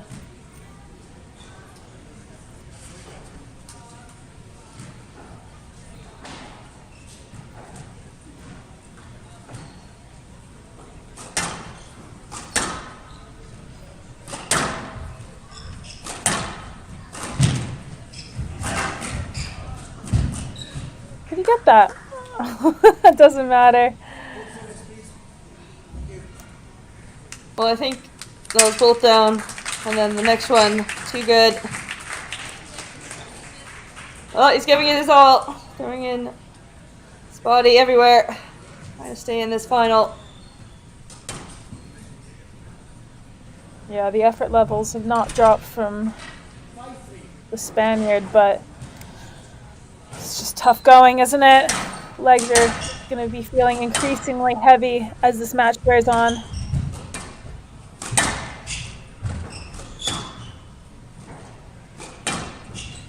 Mentally, it's such a tough ask when you know your opponent's feeling more sprightly than you.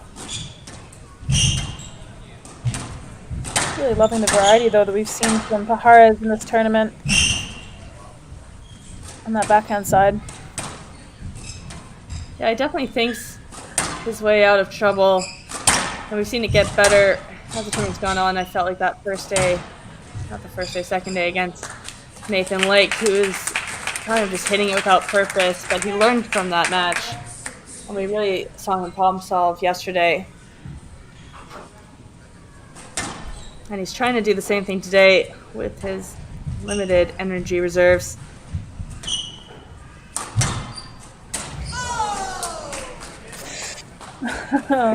Just clipping the tin.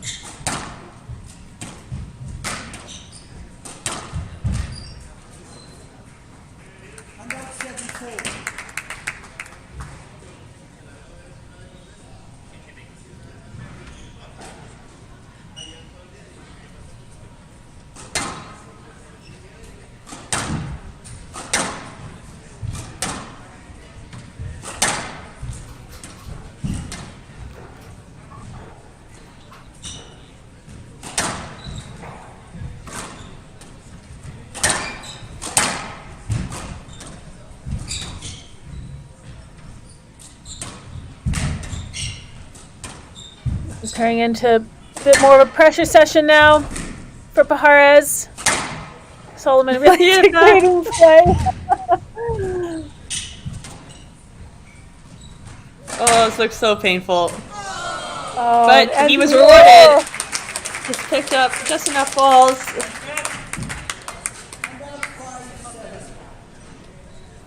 Pajares had given up the ghost. Soliman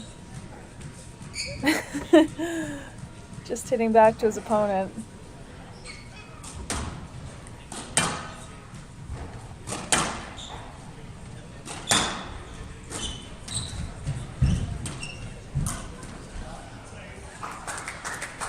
That's a good squeeze from Soliman. Doing just enough.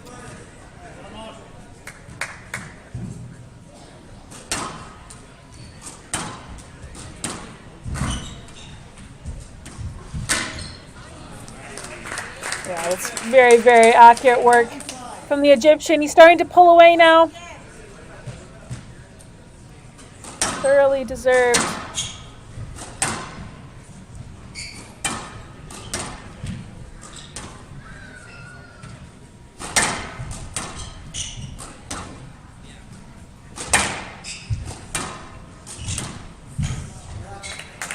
Oh, beautiful shot. Another cross-court nick.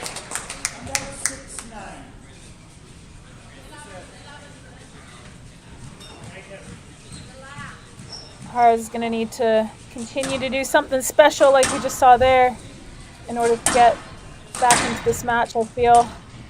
Relies so much on his physicality. It's really what's carried him through the last couple matches. But look at that. I mean, now he's just opening up. May as well. It's do or die times for the Spaniard. Well, that'd be wild. We did see a crazy comeback, or almost comeback from Tinne Gilis when it looked like her back was up against the wall. We did see that with Pajares yesterday. It really looked like he had nothing left. Kept going, but that one going out of court. Soliman with 3 match balls and 3 opportunities at the Squash on Fire Open title.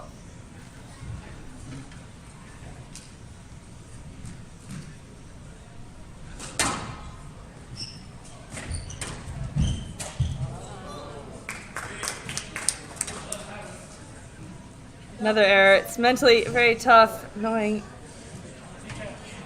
how your opponent's feeling, and he's just not quite getting past that finish line yet.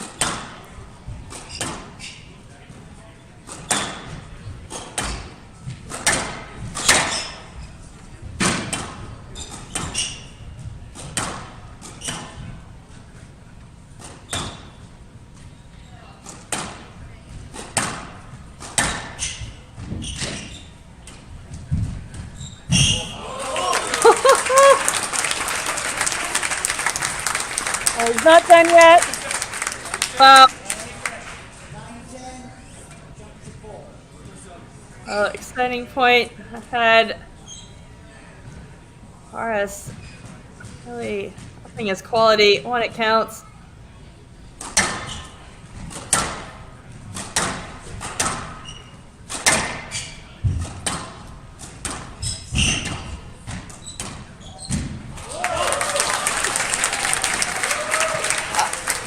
I'm in disbelief. I mean, sometimes when your back's against the wall, you can pull out some of your best stuff, let the arm go. Got nothing to lose at this point. It's lovely to see this from Pajares.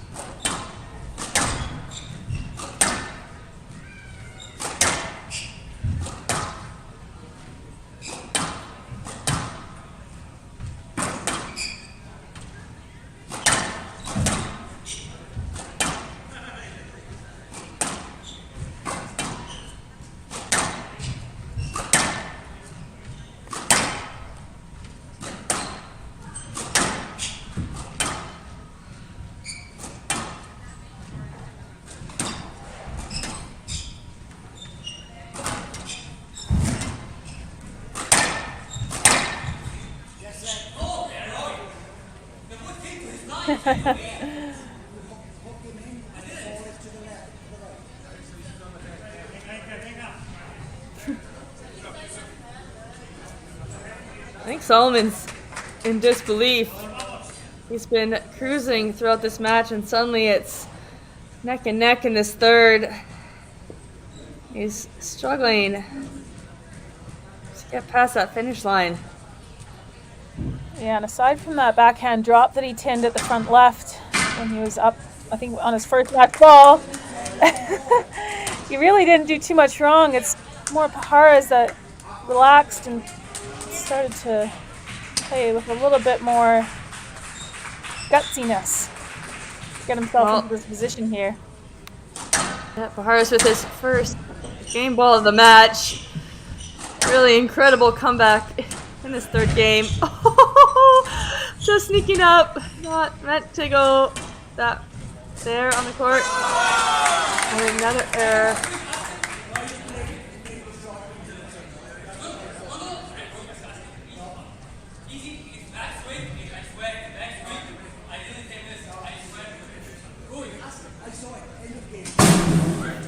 Oh.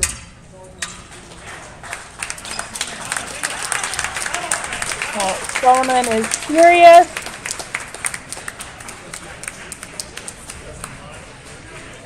I think Iker Pajares is even in disbelief. Put his towel on his head as he walked out the court. You know what? You definitely can't write it. Never would have expected a comeback from the Spaniard who looked like he was absolutely gassed. But 17 minutes, winning the longest game of the match so far, 12-10. And Soliman now leads 2-1.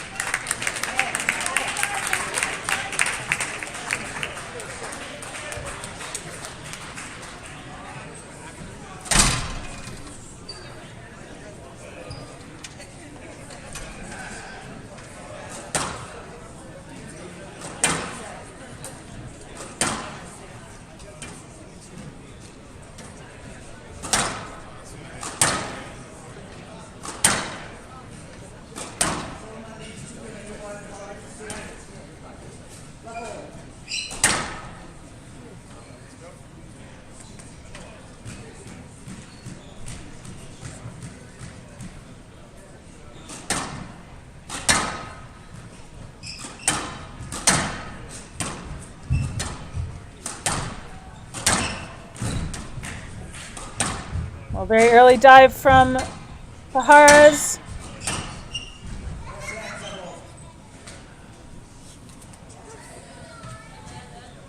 Soliman just needs to keep his wits about him here. Played really well to earn himself his 3 match balls maybe. And then didn't do too much wrong. It's just credit to Pajares, who played really well and hit some outrageous winners. And he realized the expectations were kind of out the window at that point. Let yourself relax. Go for a few more risky shots. But I don't know if that's going to be the winning strategy. I do also feel Youssef Soliman let up a decent amount. He was trying to move Pajares, expecting eventually that he would give up on the ball, but if you're not doing it with quality over and over again, and he started softening up the pace, giving Pajares time, but there you're seeing Bali inject a little bit more intensity into the ball, and he was rewarded right away.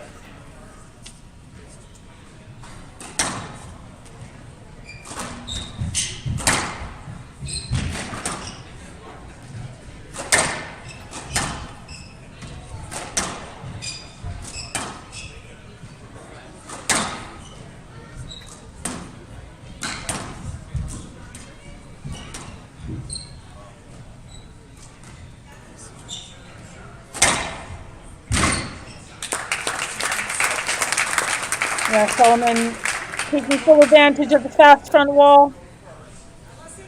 Slight hold, just managing to get past the racket of Pajares.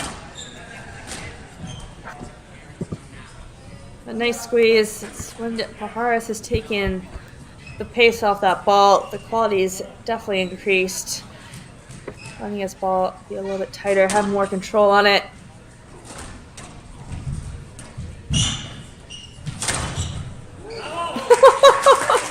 Again, he can't miss that shot.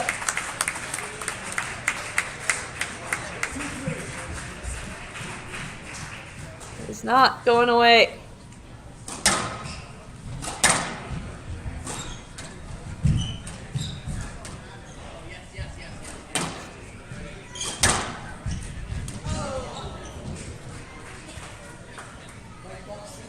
And it's falling Soliman's starting apart to for get- Youssef Soliman. Yeah, he's getting edgy, isn't he? It's one of those things, it was so easy for him. And then a little bit of a challenge and trying to wake yourself back up. It's really tough to do.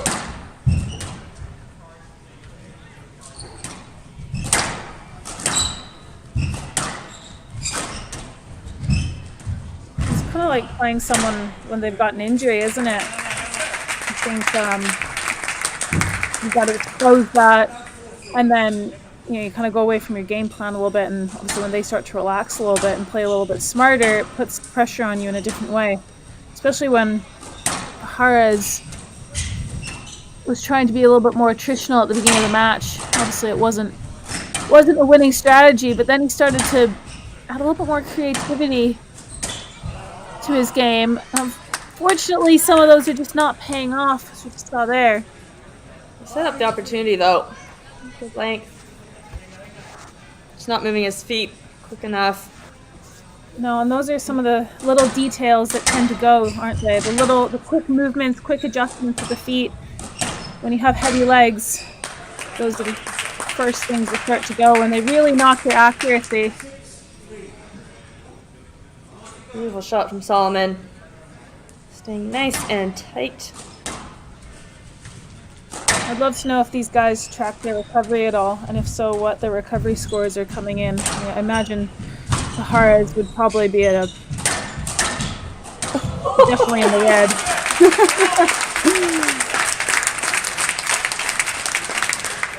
Well, it's one of those things too. You could probably track your recovery during training, but in a tournament, it's important to track just so you know what works for you and what doesn't when your body's really put through the ringer. But at the same time, you don't want to let it have that mental effect on you. If you wake up, see you're in kind of the red zone of recovery, and then almost having it, oh, that's tight, almost as an excuse to let yourself feel that way. It's like, oh, I'm in the red, oh, I'm going to feel this way then. But instead of being like, okay, didn't recover as well as I could have, but I need to still compete and get myself up for it.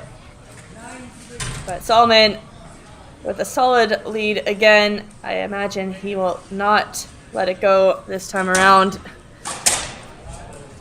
And that did not help Pajares' chances, crushing it into the tin. 7 match balls for Soliman. He had 3 in the third game.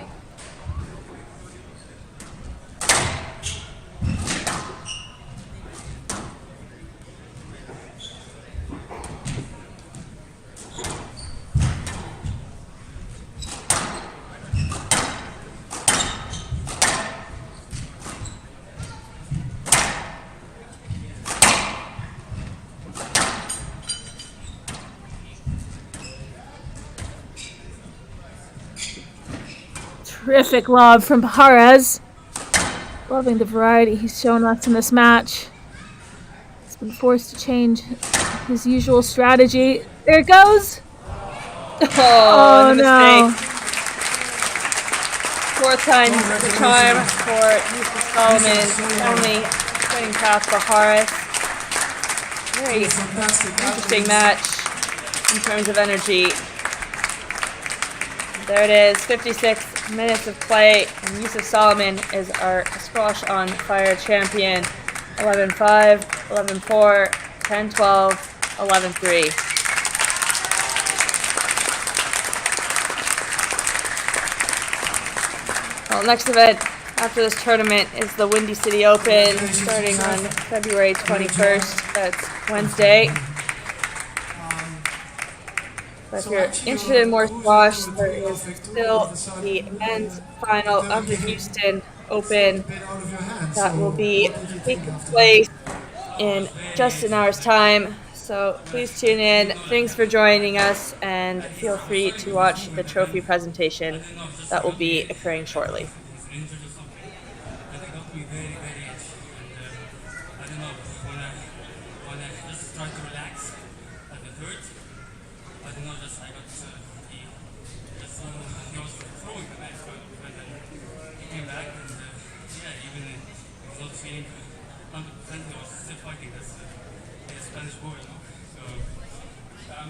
I'm very happy with the way I managed my nerves in the court, but I'm happy to be here this match. So you showed a great form this week. You played really well, and think never saw you play that well. It's a good movement, great decision making, definitely in front of the court, exceptional. What is your next tournament?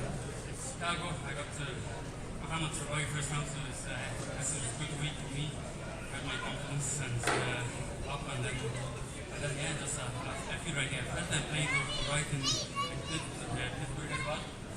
But just this week as well is a positive week for sure, and I will carry on next week in Chicago.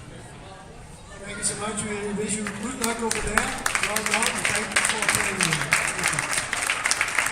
Okay, ladies and gentlemen, don't run away. We're going to do the prize giving, the prize ceremony in a few minutes. We're preparing everything, like the big envelopes with hundreds of thousands of dollars and stuff. For the crowd, yeah, for the crowd, yeah. But come on, you have to be a bit louder. Yesterday you were more informed. Today you're a bit... Okay.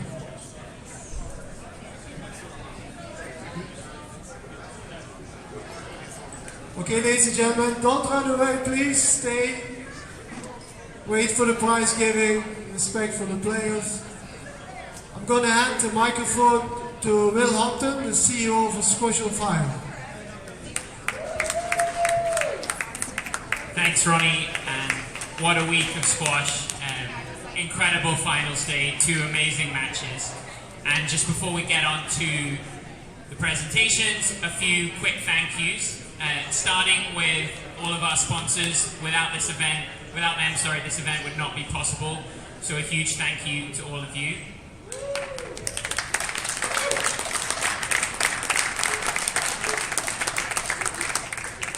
This year was the first time that we accommodated all the players with various families and members of the Squash and Fire community.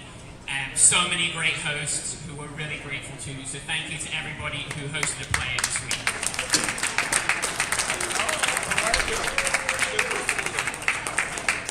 And then, of course, a huge thank you to our partners in this event, the PSA. We couldn't do this without your wonderful support, both remotely and in person. Also, our referees, our physios, and then, of course, to all of you for coming and helping make it such a great atmosphere for all of the players throughout the week. So thank you to all our spectators.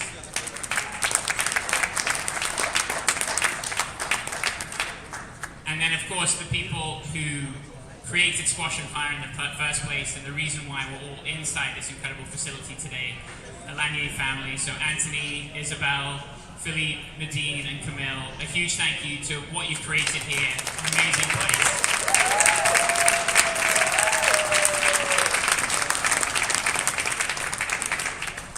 Got 2 more thank yous. Firstly, a very obvious one for all of the players for coming to DC from traveling crazy distances to be with us and wow us with your incredible squash. I think we're all enthralled all 5 days of this week, so thank you to all of the players for participating this year.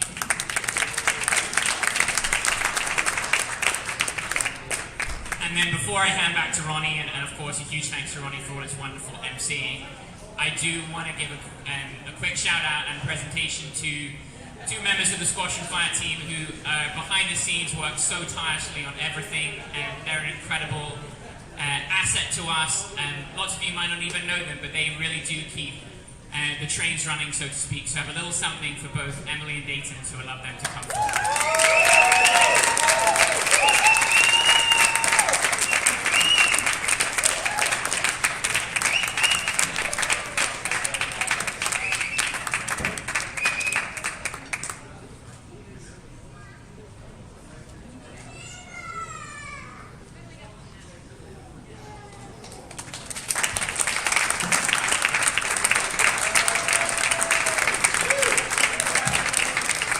Thank you, Will.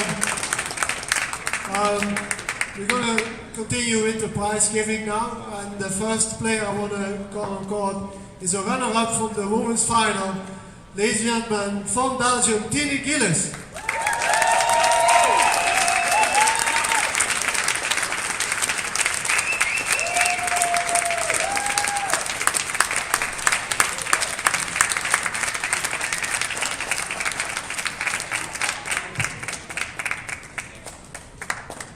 And the winner of the Women's Squash and Fire Open 2024, Amina Orfi.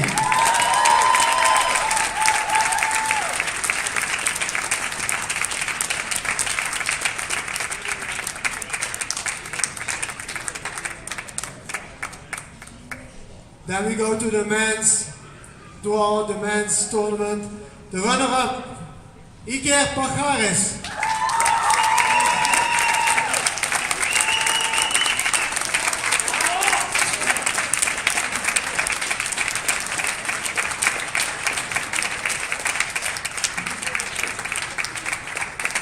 And the winner of the Squash and Fire Open 2024 from Egypt, Youssef Soliman.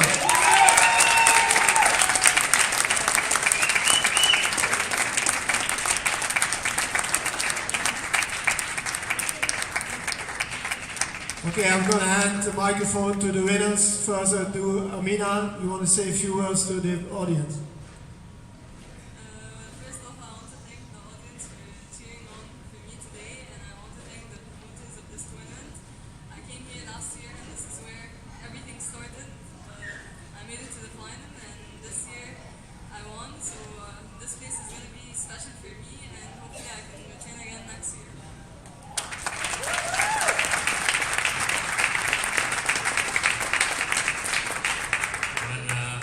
Yes, it's a great week for me. Thanks for all the organizers, the promoter Will is somewhere here. Thank you so much, and thank you for everyone here at the audience. I had really great atmosphere. I really enjoyed this week, and I want to thank Ben as well. Thank you, Ben. You've been a great host. Thanks so much. I don't know what else can I say. Thank you, and hopefully I will see you next year. Thank you very much, players. There will be photo shooting after. Ladies and gentlemen, thank you so much for coming this year. It was a fantastic tournament. We had some great squash. We had a fantastic audience. You were unbelievable good in supporting the players and cheering for them. I hope to see you back for our next edition. I don't know yet when that's going to be, but thank you so much. Thank you, everyone. And see you next time. Bye-bye.